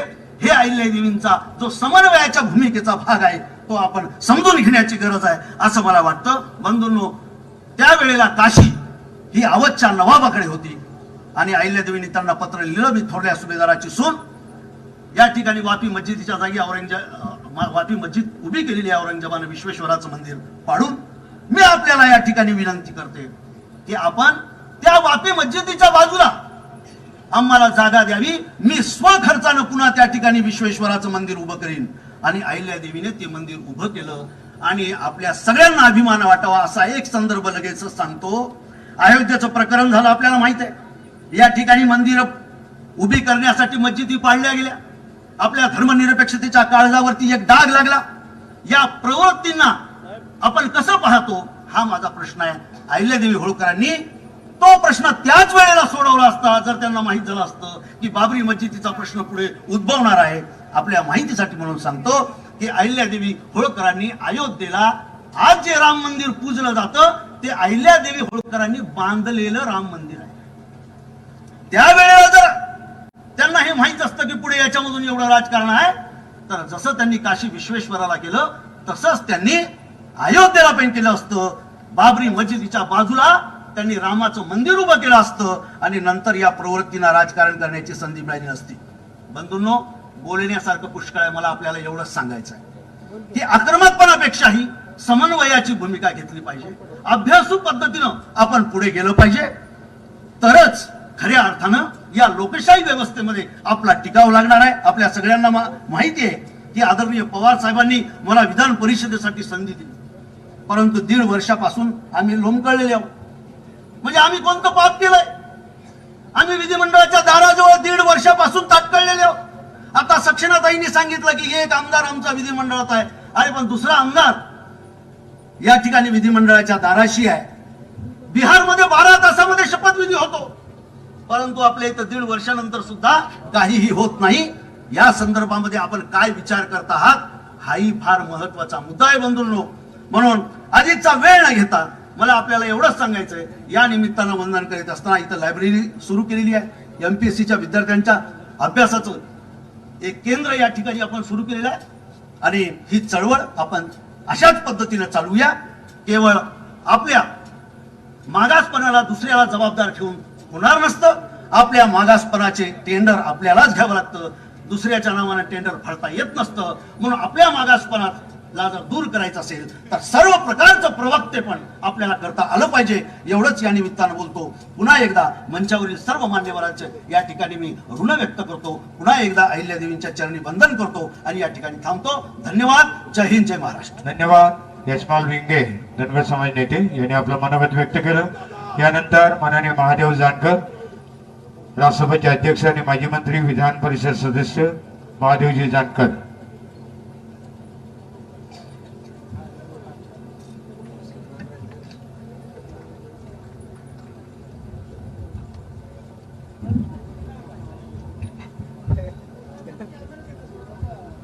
राजमाता महाराणी अहिल्याबाई होळकरांच्या स्मारकाच्या उद्घाटनासाठी आज आदरणीय देशाचे नेते शरदचंद्र पवार साहेब, कार्यक्रमाचे अध्यक्ष आदरणीय जयंतरावजी पाटील साहेब, बाळासाहेबजी थोरात साहेब, उदय सामंत, दत्तामामा भरणे, बाळासाहेब पाटील, विश्वजित कदम, राजेंद्र पाटील यड्रावकर तसंच विक्रम सावंत, अनिल बाबर, आमदार सुमनताई पाटील, अरुण लाड, आदरणीय आमचे नेते अण्णासाहेब डांगे, सक्षना सलगर, रामहरी रुपनोर, विश्वास नाना देवकाते, पोपटरावजी गावडे, यशपालजी भिंगे, अनिकेत देशमुख आणि सर्व आमदार, माजी मंत्री, जनता जनार्दन, बंधू भगिनीनो, पवार साहेबांचं मी अभिनंदन करतो की राजमाता महाराणी अहिल्याबाई होळकरांच्या स्मारकाला आपण वेळ दिला, त्याबद्दल मी माझ्या राष्ट्रीय समाज पक्षावतीनं त्यांचं तहेदिल अभिनंदन करतो. आणि जयंत पाटील साहेब, तुम्ही करेक्ट कार्यक्रम करायला हुशार आहे महाराष्ट्रात. जयंत पाटलांनी संधी दिली, विष्णू पाने, मनगू सरगर, संगीता खोत, नितीन सावगावे, शहाजी कोकरे आणि वंदना सायमोते आणि कैलास सुभाष गोयकर यांचा देखील मी अभिनंदन करतो, आभार मानतो. मी आमदार आहे, मंत्री होतो, पवार साहेब मी काही 10 रुपयाची वीट दिलेली नाही त्यांना, पण तुम्हाला उद्घाटनाला बोलवलं त्याबद्दल मी त्यांचं अभिनंदन करतो, आभार मानतो. मी ह्यासाठी बोलतोय, पवार साहेब तुम्ही एनटीच्या सवलत तुम्हीच दिलेत, शेंडगे बापू, अण्णा डांगे असतील किंवा तुम्हीच असाल. आम्ही प्रयत्न केला, एसटी साठी प्रयत्न केला, एसटीचा टाटा अहवाल निर्माण करण्यात निमी होतो तिथं, परंतु त्यात अपयश आलं. अपयश आल्यानंतर 13 योजना एसटीच्या लागू करा म्हणून ती कमिटी स्वतः मीच बनवली. 13 योजना मधल्या जर कोर्टाचा निकाल लागल तेव्हा लागल, परंतु जर 13 योजना जर आदिवासीच्या सवलतीच्या धनगराच्या मुलांना मुलींना लावल्या तर त्यांच्या मुलांची आर्थिक प्रगती होईल, तो समाज पुढे जाईल. माझी आज तुम्हाला ही विनंती आहे की 1000 कोटी आम्ही दिलं, पण आचारसंहिता लागल्यामुळे आम्हाला वापरता आलं नाही. ते आपण जर त्यात अजून 1000 कोटीची भर घालून त्या योजना चालू केल्या तर धनगराची मुलं IAS IPS UPSC ला उद्योगपती बनतील आणि त्या समाजाची प्रगती होईल. मला विश्वास आहे आपण तो शब्द डेफिनेटली बाळासाहेब थोरात आहेत किंवा उद्धव साहेब आहेत यांना सांगून तुम्ही ते करू शकता, अजितदादा आहेत ते करू शकताल असा मला आपला विश्वास आहे. आणि पालकमंत्री जयंत पाटलांच्या वरती घोंगडं घातलेलं आहे विष्णू मानेनं, ते करून घेतील हा देखील मला विश्वास आहे. म्हणून माझी आपल्याला विनंती आहे, साहेब संयमानं देशाचं नेतृत्व केलं, तुम्ही बी नेते भरपूर लोकांना केलं, आम्ही बी केलं, आम्हाला काही सोडून गेली, पण बाप तो बाप असतो, नेता तो नेता असतो, हे विसरता कामा नये. तुम्ही एका पक्षाचा अध्यक्ष आहे, तुमचा पक्ष मोठा आहे, मी छोटा अध्यक्ष आहे, पण मी बी 2-4 आमदारांना जन्म दिलाय साहेब, मी बी जन्म दिलाय. माझी आपल्याला विनंती आहे, छत्रपती शिवाजीराजे, महात्मा ज्योतिबा फुले, बाबासाहेब आंबेडकरचा विचार घेऊन चालणारी माणसं आपण आहे. समतावादी युग या देशात बनावं, या देशात मराठ्यांना बी आरक्षण मिळालं पाहिजे. का तर शाहूनं देशात पहिलं आरक्षण कुणी दिलं तर छत्रपती शाहू राजानं दिलं. आणि शाहूचं माझी जात एक आहे, शाहू आणि मी एक आहे. शाहूची बहीण होळकरांच्या घरी दिली जयंतराव पाटील, त्यामुळे तुम्ही आम्ही पाहुणं होऊ शकतो, काही काळजी करू नका. पवार साहेब तुम्ही आम्ही पाहुणं होऊ शकतोय. पहिली जात कुठली होती? मेंढपाळाची. Shepherd is the all over इंडियाचा इतिहास बघितलं, सेपर्ड कम्युनिटी सेपर्ड आहे. त्यातून जाती निर्माण आम्ही बसल्यापैकी कुणीच केल्या. जाती करणारी माणसं वेगळीच आहेत. म्हणून समता प्रस्थापित करायची असेल तर एकमेकात जातीत भांडण लावून मोठं होणार नाही. पवार साहेब तुम्ही या देशाचं पंतप्रधान व्हावं ही राष्ट्रीय समाज पक्षाची इच्छा आहे, मनापासून इच्छा आहे, काळजी करू नका. एक गावाशेजारचा जवळचा माणूस जाता जाता भेटला पंतप्रधान म्हणून आम्हाला तो आनंद वाटेल, मला माहित आहे. आणि तुमचं आणि मोदी साहेबांचं रिलेशन चांगलं आहे. तुम्ही थोडा धक्का मारला तर दिल्लीत देखील हे गाडं बसू शकताय, बनवू शकताय. म्हणून माझी आपल्याला विनंती आहे, सक्षना कुणावर नाव घेऊन काही करायची गरज नसते. माणूस कर्मानं मोठा होत असतो. महादेव जानकर चॅलेंज आहे त्याचं, कष्टानं मोठा होत असतो. तुम्ही सत्तेत काय करू शकता? पवार साहेब माझ्या 4 राज्यात मला पक्षाला मान्यता मिळाली. बिहारमध्ये कर्नाटका, गुजरात, उत्तर प्रदेश आणि महाराष्ट्रात 4 राज्यात मला मिळाली. अजून 2 राज्यात मिळाले का जयंत पाटील साहेब? I am become national party. म्हणून पवार साहेब मी तुम्हाला उत्तर प्रदेशात देखील माझं राष्ट्रीय समाज पक्षाचं खासदार देऊ शकतोय, गुजरात मधलं सुद्धा देऊ शकतोय. महाराष्ट्र तर काय काळजीच करू नका, आपण दोघं असल्यावर रान हाणून नेऊ, काळजी सुद्धा करायची काम नाही. म्हणून अनिल बाबर साहेब तुम्ही विचार करा लवकरात लवकर. ह्या हेतूने विचार चालून मी आज अभिनंदन करतो. पवार साहेब तुम्ही वेळ दिला, चांगल्या गोष्टीसाठी प्रोग्राम केलेला आहे. त्या समाजाची मुलं आज अण्णासाहेब डांगेंनी सांगितलं, माझ्यापेक्षा ते सिनियर आहेत, डांगे साहेब किंवा शेंडगे साहेब हे आमचे नेते आहेत, आम्ही कॉलेजला होतो, त्यांचं मतदान करत होतो. त्यांनी सांगितलं, पण या दुर्दैव आहे, या देशामध्ये पवार साहेब स्वातंत्र्य मिळाल्यापासून एकही जय मल्हारचा खासदार होऊ शकला नाही. अनिल बाबर IAS ऑफिसर नाही, IPS नाहीत, की राजकीय उद्योगधंद्यात कुठं नाही, ह्याचाही कुठतरी वाव झाला पाहिजे. आणि माझी आपल्याला अपेक्षा आहे, आपण जाणते राजा आहात, आपण डेफिनेटली तुम्हाला धनगरांची नस ना नस माहित आहे. मी परवा कर्नाटकात गेलो तर शेंडगे बापू आणि पवार साहेबांनी तिथं कर्नाटकात बेल्लारीमध्ये एक धनगर समाजाच्या ऑफिसचं उद्घाटन केले 1991 साली. पवार साहेब आणि शिवाजीराव शेंडगे साहेब त्याच हॉलमध्ये माझ्या पक्षाची मिटिंग झाली. बांधवांनो, मी सांगू इच्छितो, पवार साहेब आपल्याला डेफिनेटली न्याय देतील आणि तसं त्यांचा दरार आहे, देशभर आहे.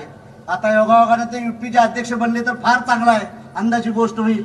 त्याचे आमच्या शुभेच्छा देतो. आणि मी जास्त वेळ आपला न घेता, पवार साहेब तुम्ही आला त्याबद्दल मी आपला ऋण व्यक्त करतो. आणि फक्त ह्या 9 योजना जयंत पाटील साहेब ह्या जर लागू केल्या, कोर्टाचा निकाल लागेल तेव्हा लागेल, सुप्रीम कोर्टाचा, एसटीच्या सवलतीचा, पण तात्पुरता जर हा उपयोग झाला तर या समाजाला न्याय मिळाल्यासारखा होईल. एवढी अपेक्षा व्यक्त करतो मी आपली जागा घेतो. जय हिंद, जय मल्हार, जय भारत. धन्यवाद साहेब. यानंतर माननीय नामदार डॉक्टर विश्वजितजी कदम यांना विनंती मनोगत व्यक्त करण्यासाठी. माननीय नामदार डॉक्टर विश्वजितजी कदम, राज्यमंत्री सहकार, कृषी, सामाजिक न्याय, अन्न, नागरी पुरवठा व ग्राहक संरक्षण, अल्पसंख्याक विकास व औकाफ. माननीय नामदार डॉक्टर विश्वजितजी कदम.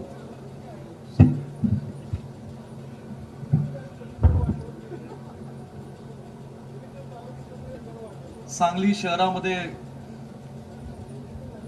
सांगली महानगरपालिकेच्या माध्यमातून आज संपूर्ण सांगली जिल्ह्यासाठी आणि महाराष्ट्राला एक पुण्यश्लोक राजमाता अहिल्यादेवी होळकरांचा आदर्श या स्मारकाच्या रूपाने निर्माण व्हावा, यासाठी जे आज भव्य असं स्मारक ज्या जिल्ह्याच्या राजधानीमध्ये जे उभं करण्यात आलेलं आहे, त्या स्मारकाच्या लोकार्पण सोहळ्यासाठी उपस्थित असणारे देशाचे ज्येष्ठ नेते,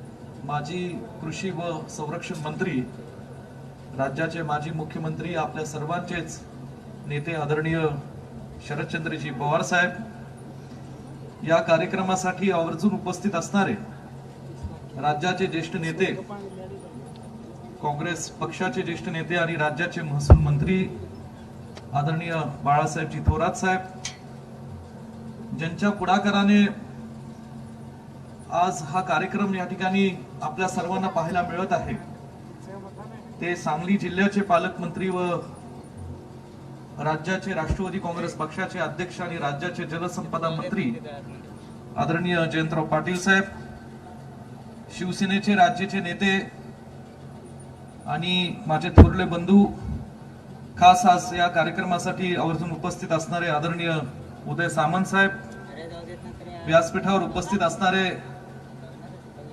ज्यांच्याशी माझे वडील स्वर्गीय डॉक्टर पतंगरावजी कदम साहेबांचे अत्यंत जिव्हाळ्याचे संबंध पूर्वीपासून राहिले, ते इंदापूरचे लोकप्रिय आमदार, प्रतिनिधी आणि राज्याचे बांधकाम मंत्री आदरणीय दत्तामामा भरणे, ज्यांचं मनोगत आपण नुकतंच ऐकलं, ते राज्याचे माजी मंत्री, ज्येष्ठ नेते आदरणीय महादेव जानकर साहेब, व्यासपीठावर उपस्थित असणारे राज्याचे ज्येष्ठ मंत्री, सहकार मंत्री आदरणीय बाळासाहेबजी पाटील साहेब, उपस्थित व्यासपीठावरील सर्वच मान्यवर, जिल्ह्याचे सर्व आमदार, ज्येष्ठ नेते आदरणीय अण्णा डांगे साहेब, उपस्थित आमदार अनिल भाऊ बाबर, आमदार विक्रमदादा सावंत, आमच्या काकी आदरणीय सुमनताई पाटील काकी, उपस्थित सर्व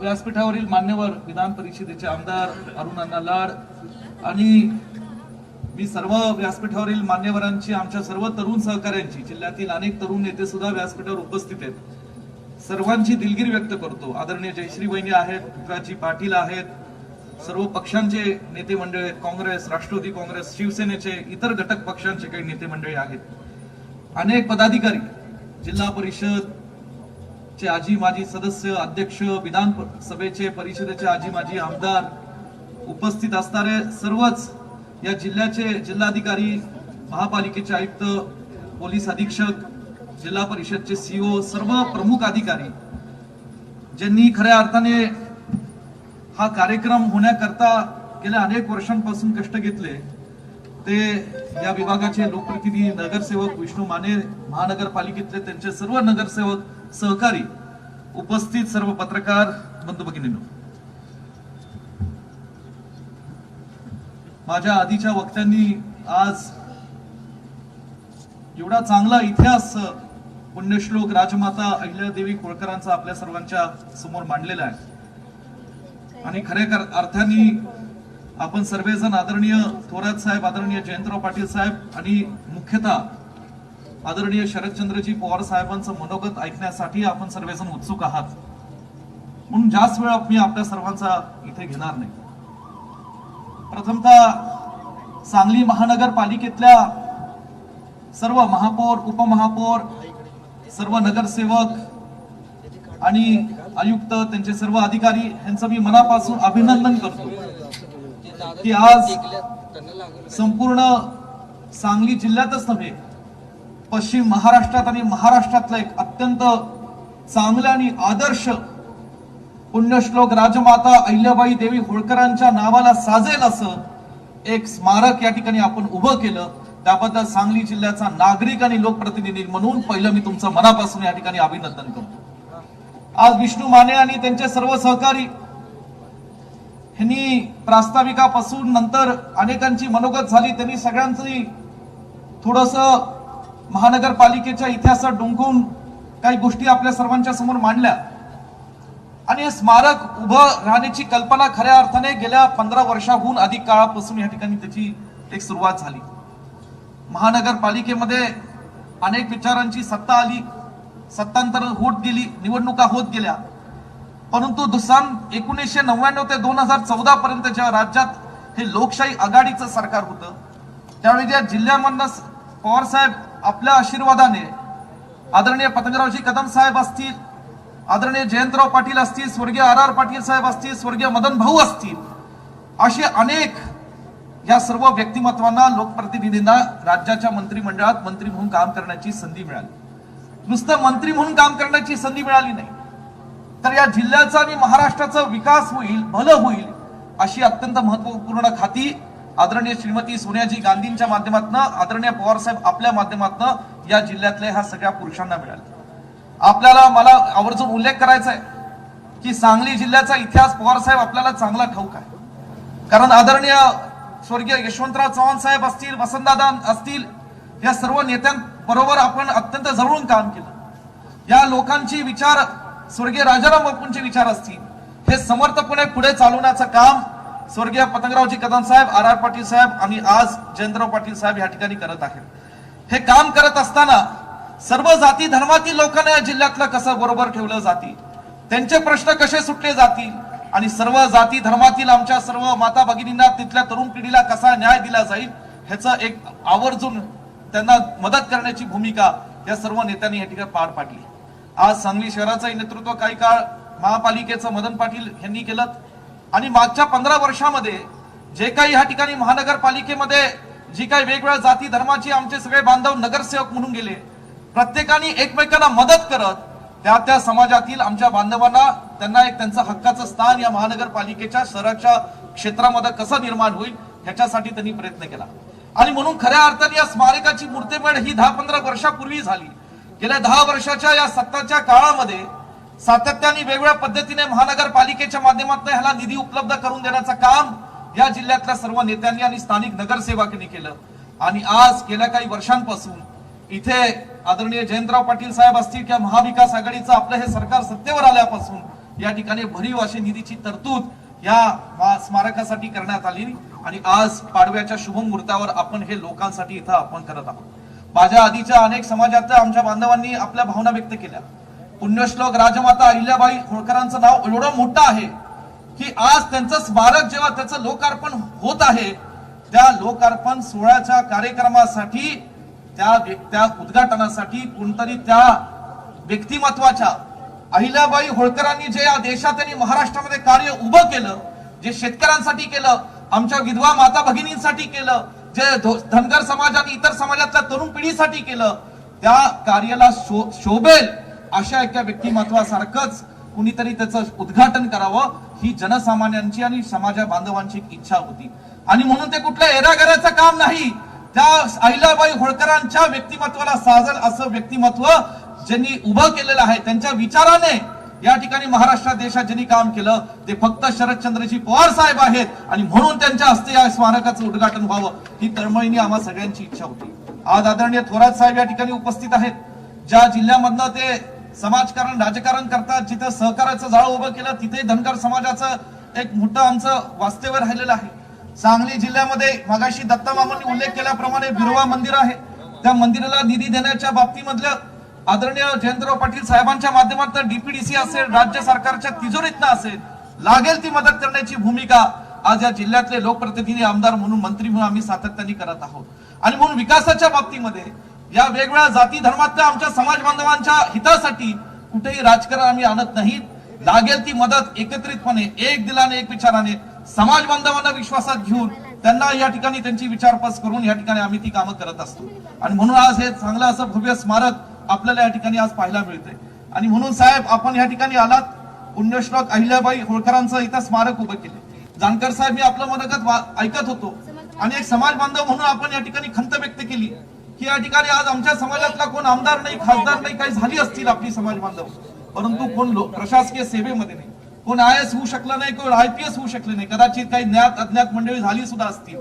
परंतु ह्या स्मारकामध्ये विष्णू माने साहेब आणि आयुक्त साहेब जयंतराव पाटील साहेब, माझी आपल्याला सुद्धा विनंती, आपण सगळे एकत्रित येऊन या स्मारकामध्ये एक अभ्यासिका आणि एक या ठिकाणी केंद्र जर उभं करू शकलो तर येणाऱ्या 5 वर्षात या अभ्यासिकेच्या माध्यमातून, या स्मारकाच्या माध्यमातून जर IAS आणि IPS अधिकारी आपल्याला धनगर समाजाची झाली तर त्याच्यातला सर्वात मोठा आनंद या ठिकाणी मला होईल, एवढं मी या ठिकाणी व्यक्त करतो. आणि म्हणून मला वाटतं एक देशातला आणि महाराष्ट्रातला आदर्श असं स्मारक या ठिकाणी होईल, यासाठी आपण सगळेजण निश्चितपणे आम्ही त्याला वचनबद्ध आहोत.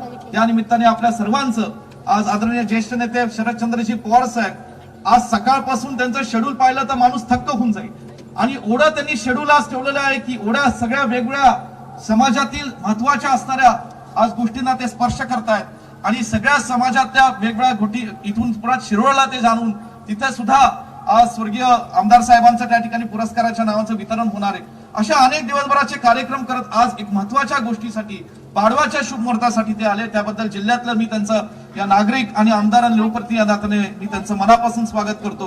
पुन्हा एकदा महानगरपालिकेतल्या सर्वच आमच्या पदाधिकाऱ्यांचं, महापौर दिग्विजय सुरेंशी, उपमहापौर उमेश पाटील आणि सर्वच जे काय पदाधिकारी असतील त्यांचं मनापासून अभिनंदन करून इथंच थांबतो. जय हिंद, जय महाराष्ट्र.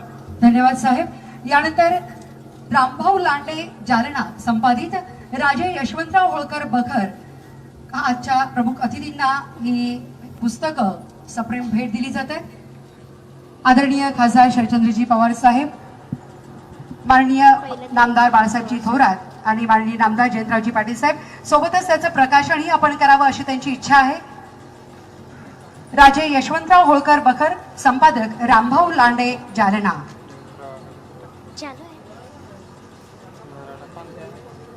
राजे यशवंतराव होळकर बखर या पुस्तकाचं प्रकाशन संपन्न होतंय. आजच्या कार्यक्रमाचे प्रमुख अतिथी माननीय नामदार बाळासाहेबजी थोरात, महसूल मंत्री महाराष्ट्र राज्य, यांच्या शुभ हस्ते. आणि आता कार्यक्रम अंतिम टप्प्यामध्ये आलेला.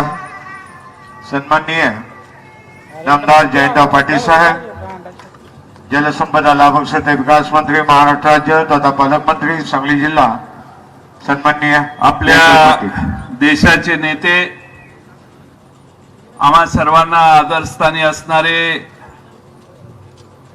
महाराष्ट्रातल्याच नाही तर देशातल्या प्रत्येक प्रश्नाची सोडवणूक त्यांनी करावी अशी महाराष्ट्रातल्या आणि देशातल्या जनतेची नेहमीच अपेक्षा राहिलेली आहे.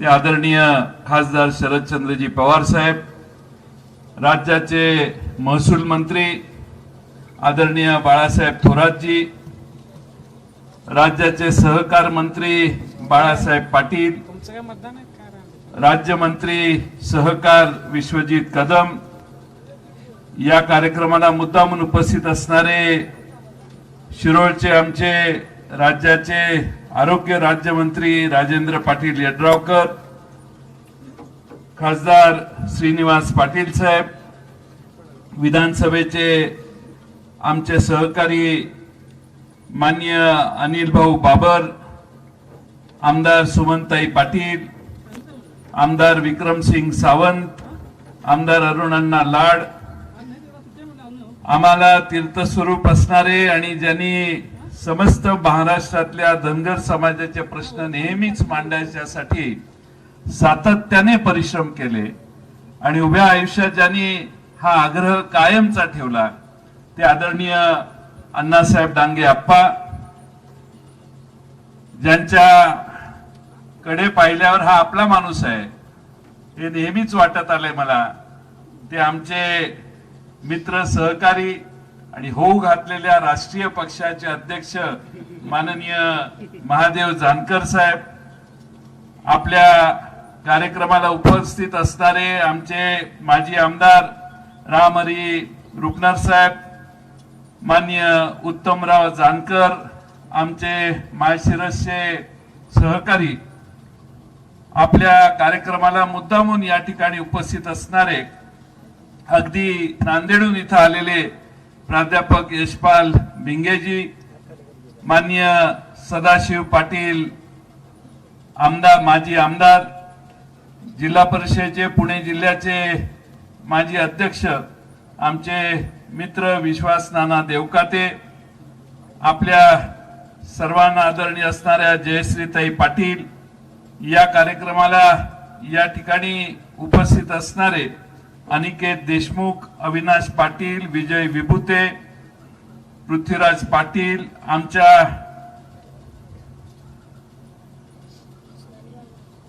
उस्मानाबादहून आलेल्या आमच्या पक्षाच्या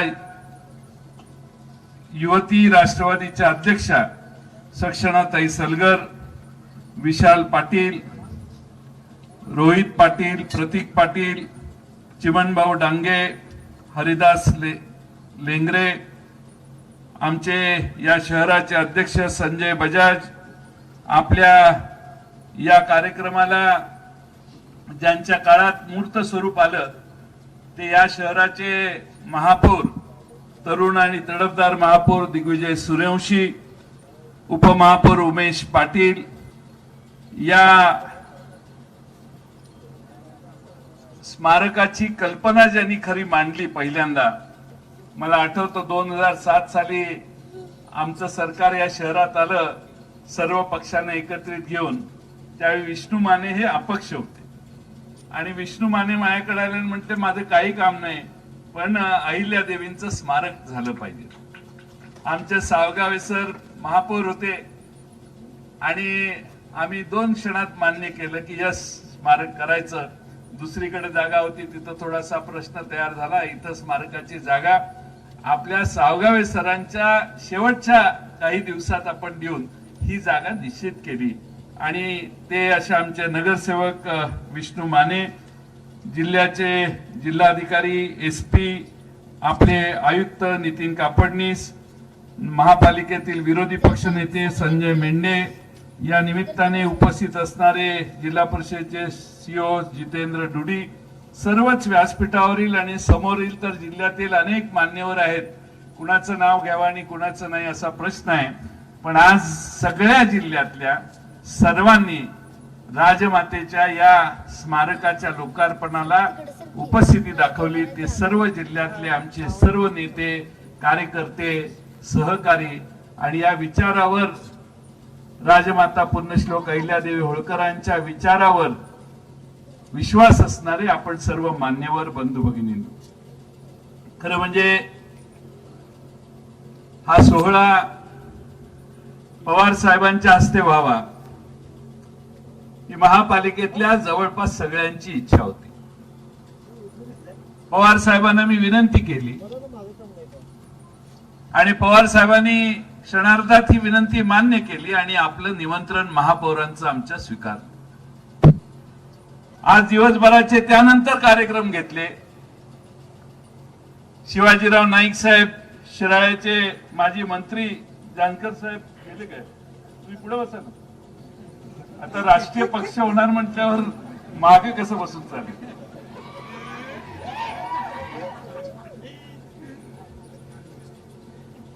ते त्यांच्या पक्षात माझ्या मुलाला सारखं बोलवत असतात. दिसला माझा मुलगा की हा नाही दुसरा.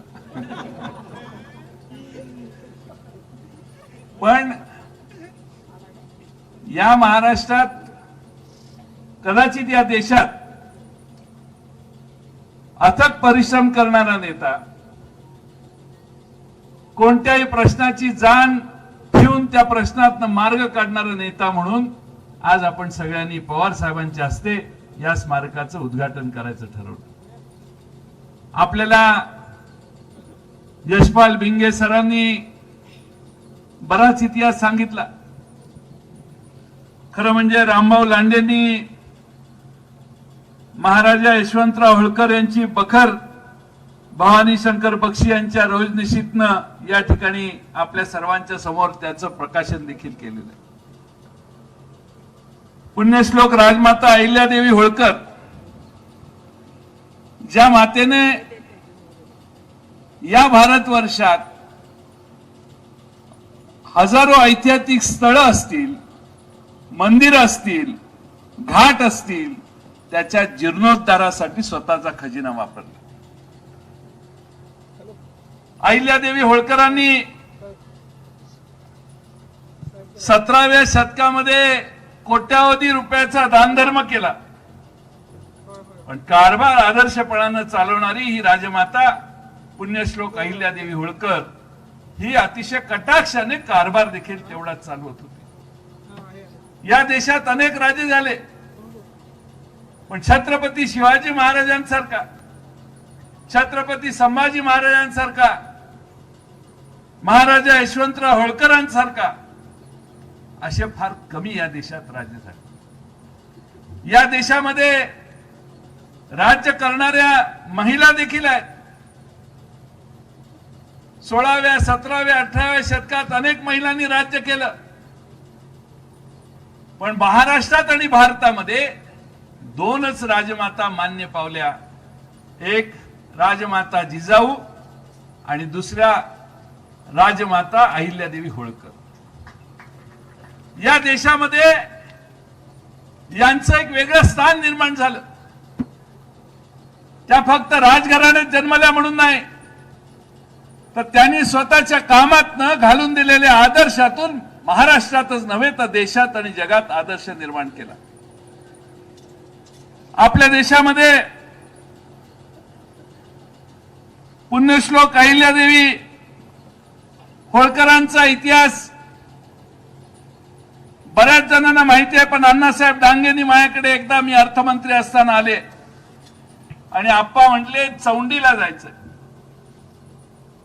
आप्पांच्या बरोबर चौंडीला गेलो. तिकडनं बापूसाहेब तनपुरे राहुरीचे तिथले त्यावेळेचे आमदार तेही आले आणि आप्पांनी त्यावेळी पहिल्यांदा चौंडीच्या जीर्णोद्धाराच्या साठी सरकारकडून पैसे मागितले. त्यावेळी अर्थमंत्री असताना आप्पांनी त्या चौंडीचा जीर्णोद्धार झाला पाहिजे हा आग्रह पहिल्यांदा केला. त्याचा मी साक्षीदार आहे. ज्यावेळी मी तिथं चौंडीला गेलो त्यावेळच्यात आणि आजच्यात जमीन आसमानाचा फरक आहे. त्यानंतर येणाऱ्या सर्व सरकारनी निधी दिला.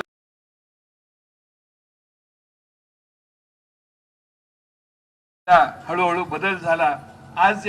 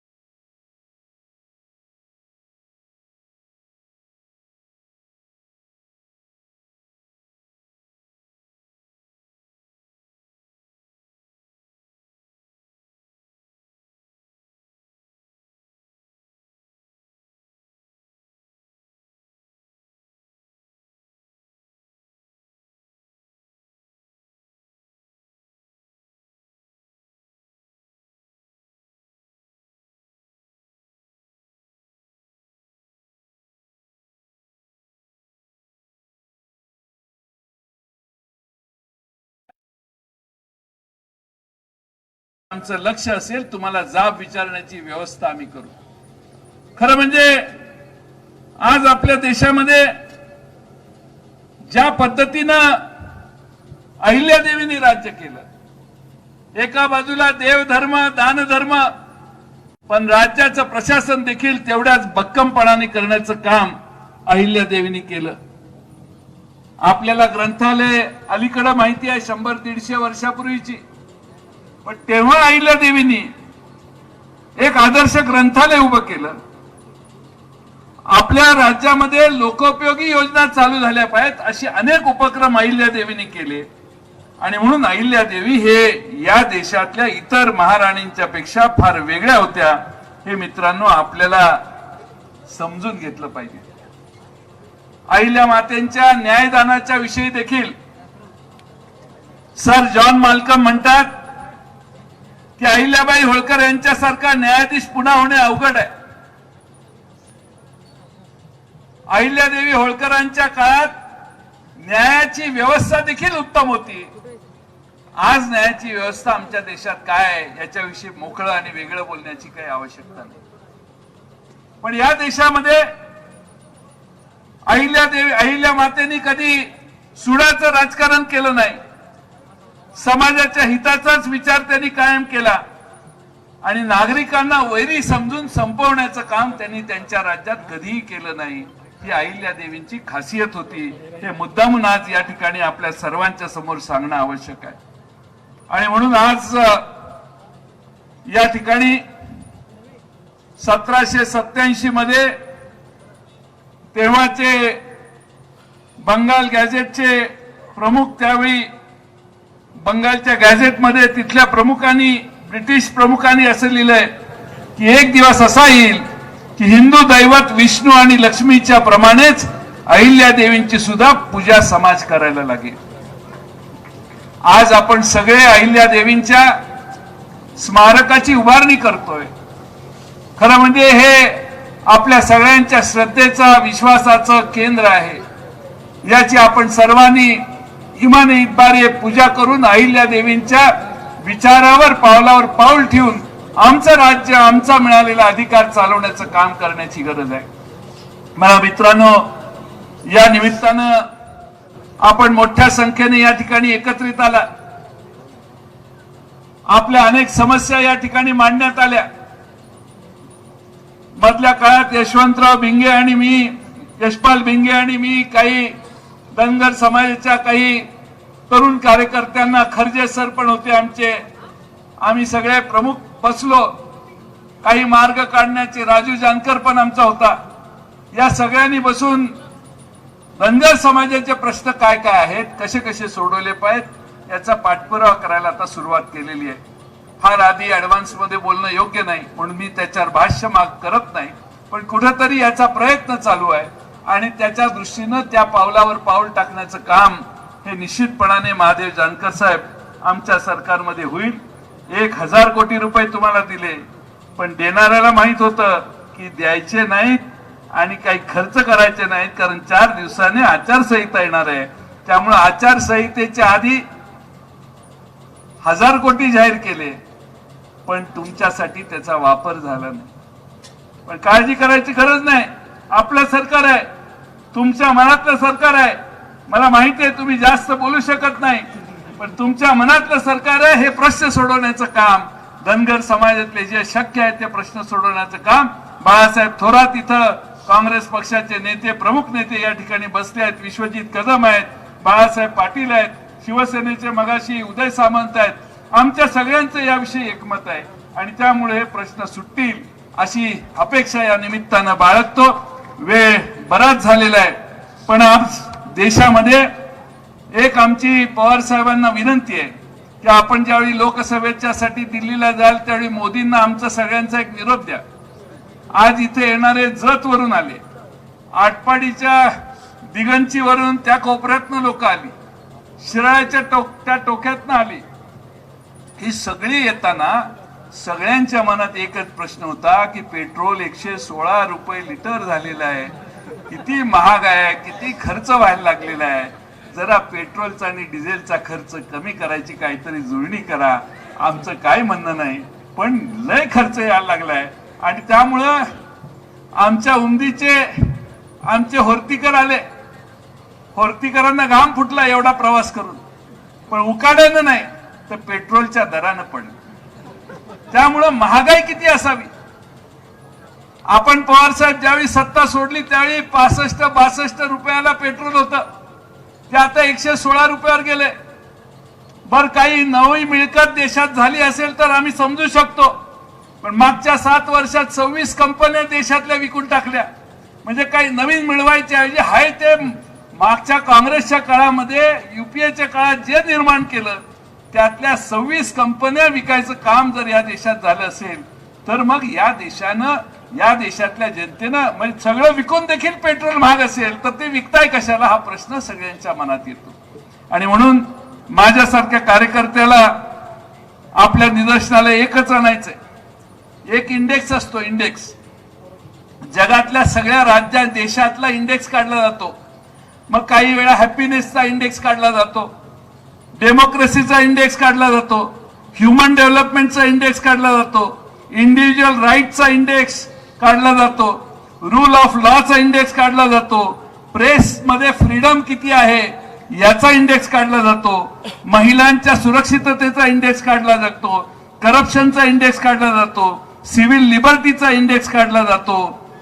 आज आदरणीय पवार साहेब या सगळ्या इंडेक्स मध्ये मागच्या 7 वर्षात घसरण झालेली आहे.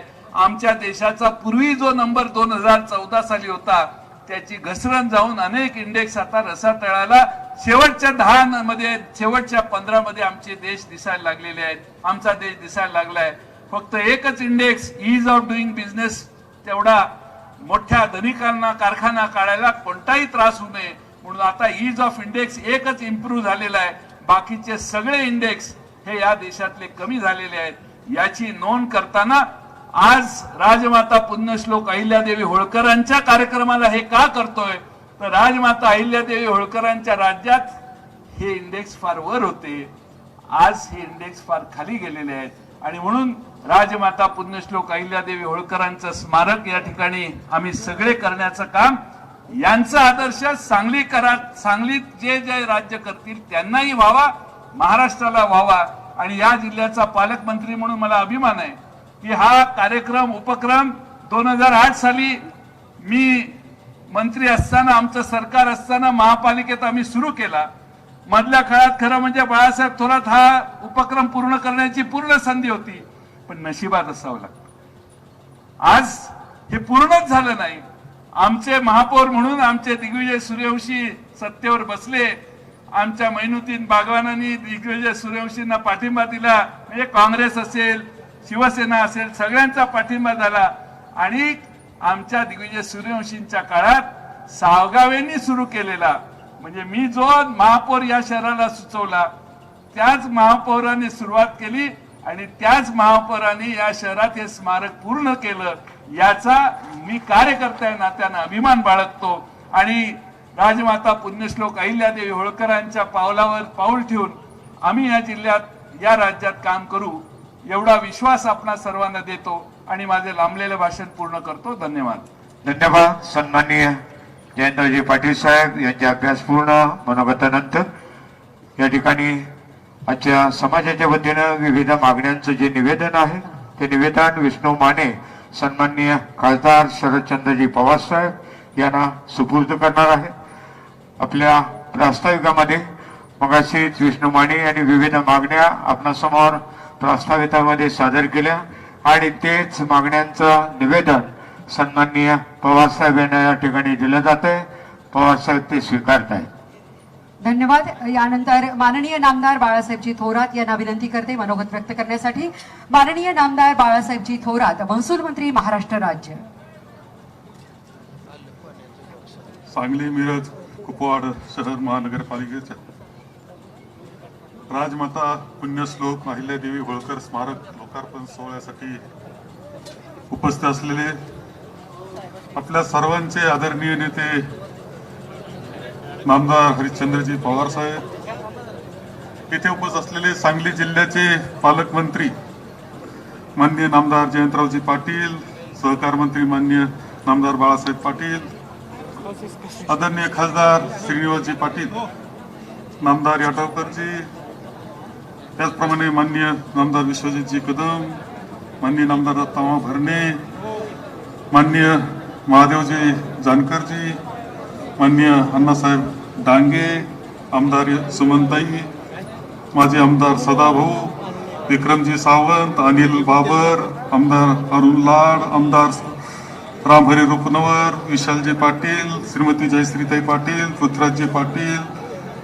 विष्णूजी माने, दिग्विजयजी सूर्यवंशी, उमेशजी पाटील आणि सर्व अधिकारी वर्ग, सर्व नगरसेवक, सर्व बंधू आणि भगिनी, वेळ खूप झालेला आहे त्यामुळे मी काही जास्त बोलणार नाही. आदरणीय साहेबांचं भाषण आपल्या सगळ्यांना ऐकायचंय.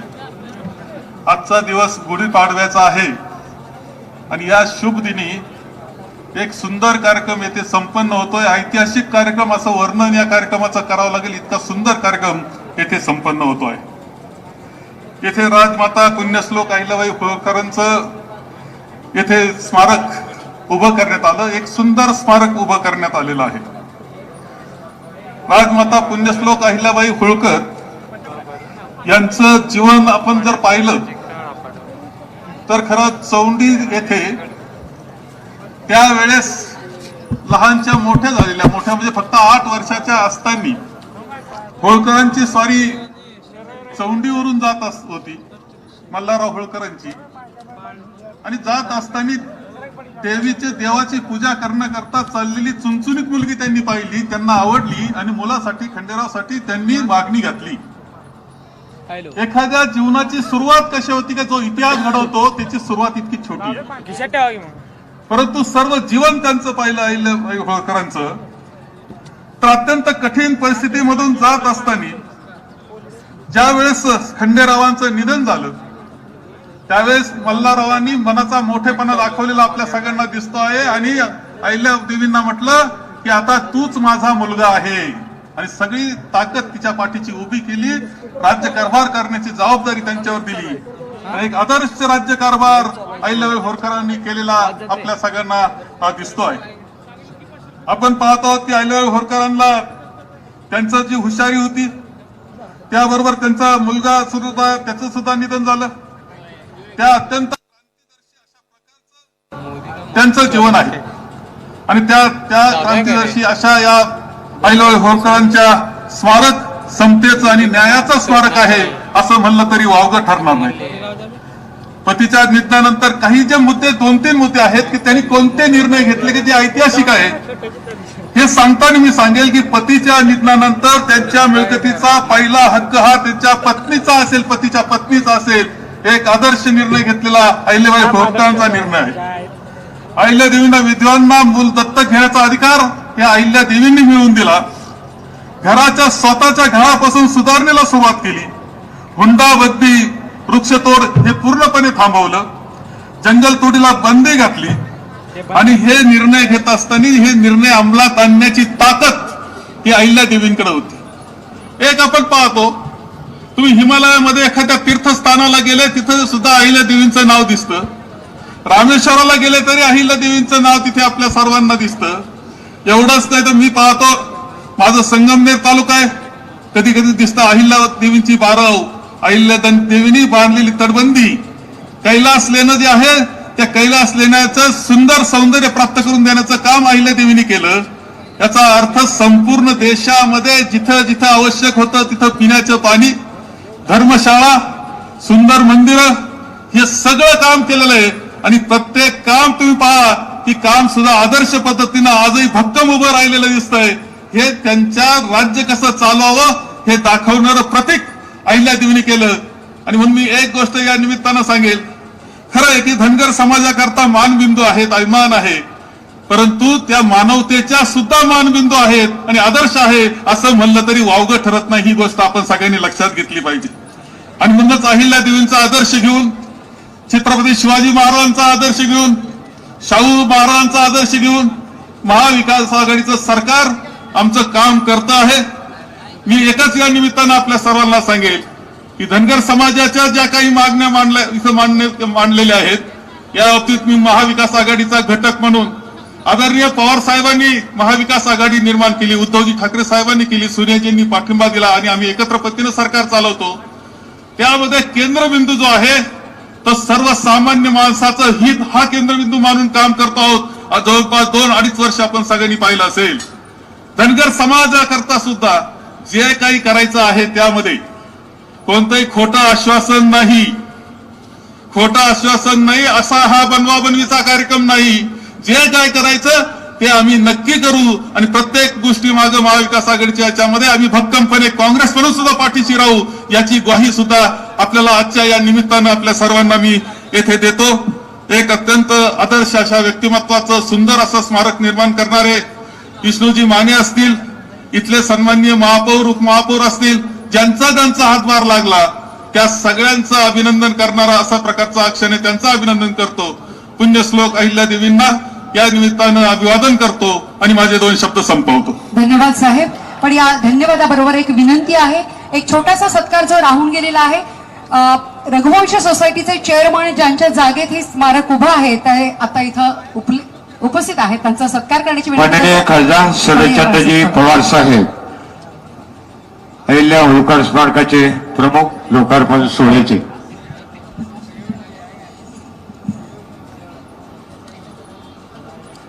ज्यांचे आत्ताच आपण विचार ऐकले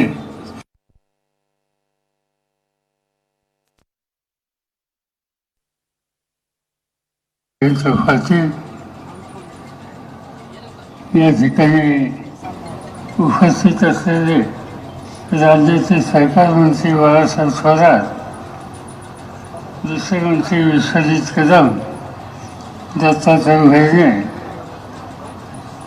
समाजाचे ज्येष्ठ नेते अण्णासाहेब डांगे, बहादूर जानकर, यशपाल वेंगे, सक्सेना भरकर,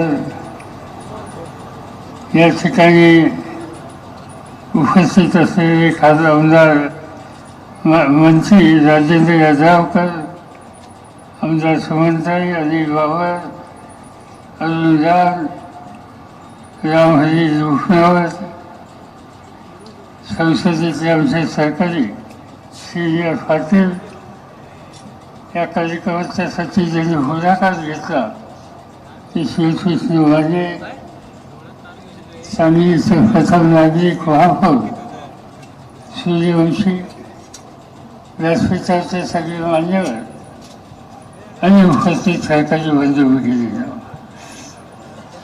आजच्या चांगल्या दिवशी, सणासुदीच्या दिवशी हजारो संख्येनं उपस्थित राहून आपण सगळ्यांनी आज राजमाता पुण्यश्लोक अहिल्यादेवी होळकर यांच्या स्मारकाचं लोकार्पण या ठिकाणी केलेलं आहे. आपल्या महानगरपालिकेने अतिशय देखणं अशा प्रकारचं स्मारक या ठिकाणी केलं. उत्तम पुतळा या ठिकाणी बसवला आणि समाजाच्या सगळ्या समाजाच्या नव्या पिढीचं होलं. या देशामध्ये ज्या कर्तृत्व महिला होऊन गेल्या त्या महिलांच्या नावावलीमध्ये एका श्रेष्ठ महिलेचा स्मरण आणि त्यांचा आदर्श नव्या पिढीला होईल या पद्धतीची या ठिकाणी खबरदारी घेतली, याचा आनंद आपल्या सगळ्यांना आहे. अनेकांनी या ठिकाणी राजमातेच्या संबंधीची माहिती सांगितली. आपण सगळेजण जाणतात आणि म्हणून अधिक या ठिकाणी बोलण्याची गरज नाही, पण काही गोष्टी सांगितल्या पाहिजेत. या देशामध्ये माझ्या मते 2 व्यक्ती अशा होऊन गेल्या की त्या सामान्य कुटुंबात आल्या, राज्यकर्त्या बनल्या आणि राज्य चालवण्याचा अधिकार आल्याच्या नंतर त्या अधिकाराची भूमिका समाजाच्या गरीब माणसाला आत्मविश्वासानं उभं करण्यासाठी ते राज्य चालवलं. ते 2 व्यक्ती होते जसं या ठिकाणी उल्लेख केला गेला की चौलीला होळकरांना जाताना एक चुनचुनीत मुलगी दिसली आणि तिला सून करून घ्यायचा निर्णय त्यांनी घेतला. सून करून घेतली. अनेक संकट आली व्यक्तीच्या जीवनामध्ये आली. पतीच्या संदर्भात आली, सासऱ्यांच्या संदर्भात आली, चिरंजीवांच्या संदर्भात आली. पण ही संकट आल्यानंतर सुद्धा त्याला न घाबरता जी आपली जबाबदारी आहे ती जबाबदारी फाडण्याच्यासाठी आई या वहिनी पराकाष्ठेचा प्रयत्न केला आणि एक आदर्श आपल्या सगळ्यांच्या समोर ठेवला. दुसरी एक व्यक्ती अशी होऊन गेली आणि ती म्हणजे सयाजीराव गायकवाड. नाशिक जिल्ह्याच्या सटाणाच्या तालुक्याचं एका सामान्य कुटुंबात जन्माला आलेले. बदलच्या राज्यकर्त्यांना पुत्रभावती नव्हती आणि म्हणून दत्तक घेतल्याशिवाय गत्यंतराला ही स्थिती होती. त्यावेळेला एका गरीब कुटुंबातला एक चुनचुनीत मुलगा त्यांच्या नजरेसमोर आला आणि त्याला त्यांनी दत्तक म्हणून घेतलं आणि घेऊन वडोदराच्या राजवटीमध्ये राजाच्या पदावर त्यांची नियुक्ती केली. आणि या दोन्ही गटांची एक साम्य असे की दोघांनी राज्य हे सामान्य माणसासाठी चालवलं. सयाजीरावने अनेक गोष्टी केल्या. शिक्षणाच्यासाठी केल्या, उद्योगधंद्याच्यासाठी केल्या, जातीयवाद उघडून काढण्याच्यासाठी केल्या, शेती समृद्ध करण्याच्यासाठी केल्या, अनेक गोष्टी केल्या.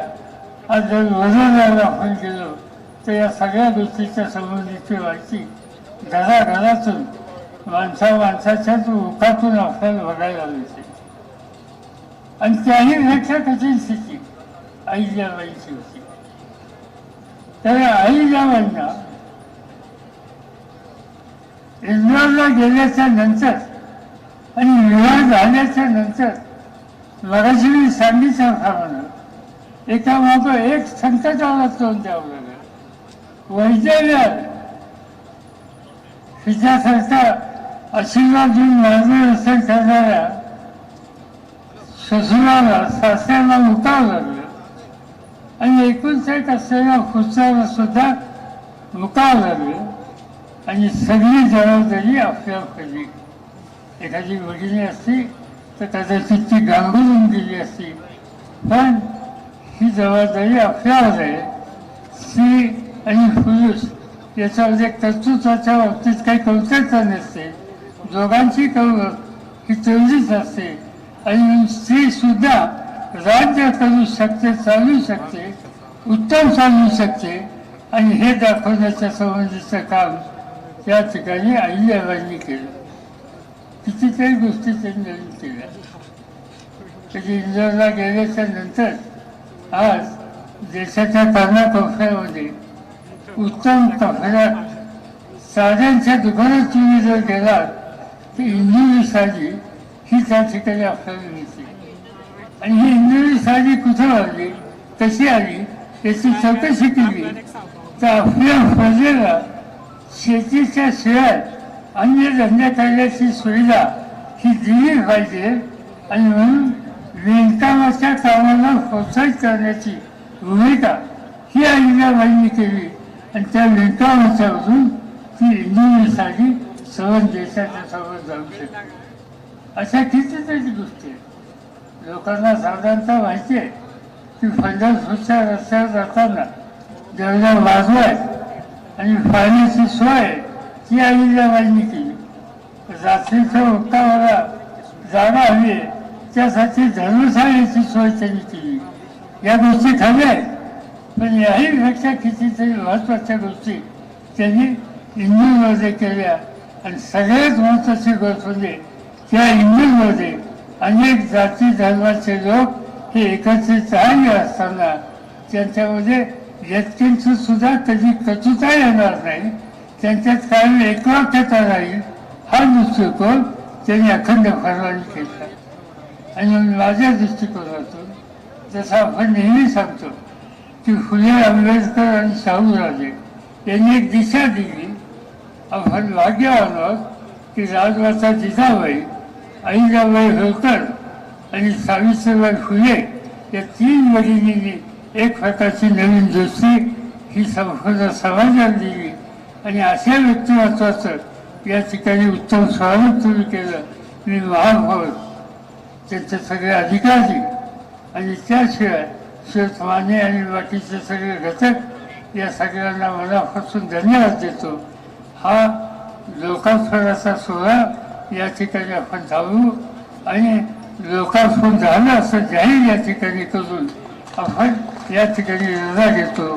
जय हिंद, जय महाराष्ट्र. धन्यवाद. राजमाता पुण्यश्लोक अहिल्यादेवी होळकर स्मारक लोकार्पण सोहळा समारोप या ठिकाणी आभार व्यक्त करत आहे. माननीय संजय मेंढे, विरोधी पक्षनेते सांगली मिरज कुपवाड महापालिका.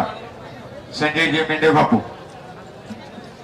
आजच्या राजमाता अहिल्याबाई होळकर यांच्या लोकार्पण सोहळ्यासाठी राष्ट्रीय अध्यक्ष आणि देशाचे नेते माननीय पवार साहेब या ठिकाणी उपस्थित राहिले, त्याबद्दल मी सांगली मिरज कुपवाड महानगरपालिकेच्या वतीनं त्यांचा आभार मानतो. त्याच पद्धतीने आमदार जयंतरावजी पाटील साहेब हे या ठिकाणी उपस्थित राहिल्याबद्दल त्यांचा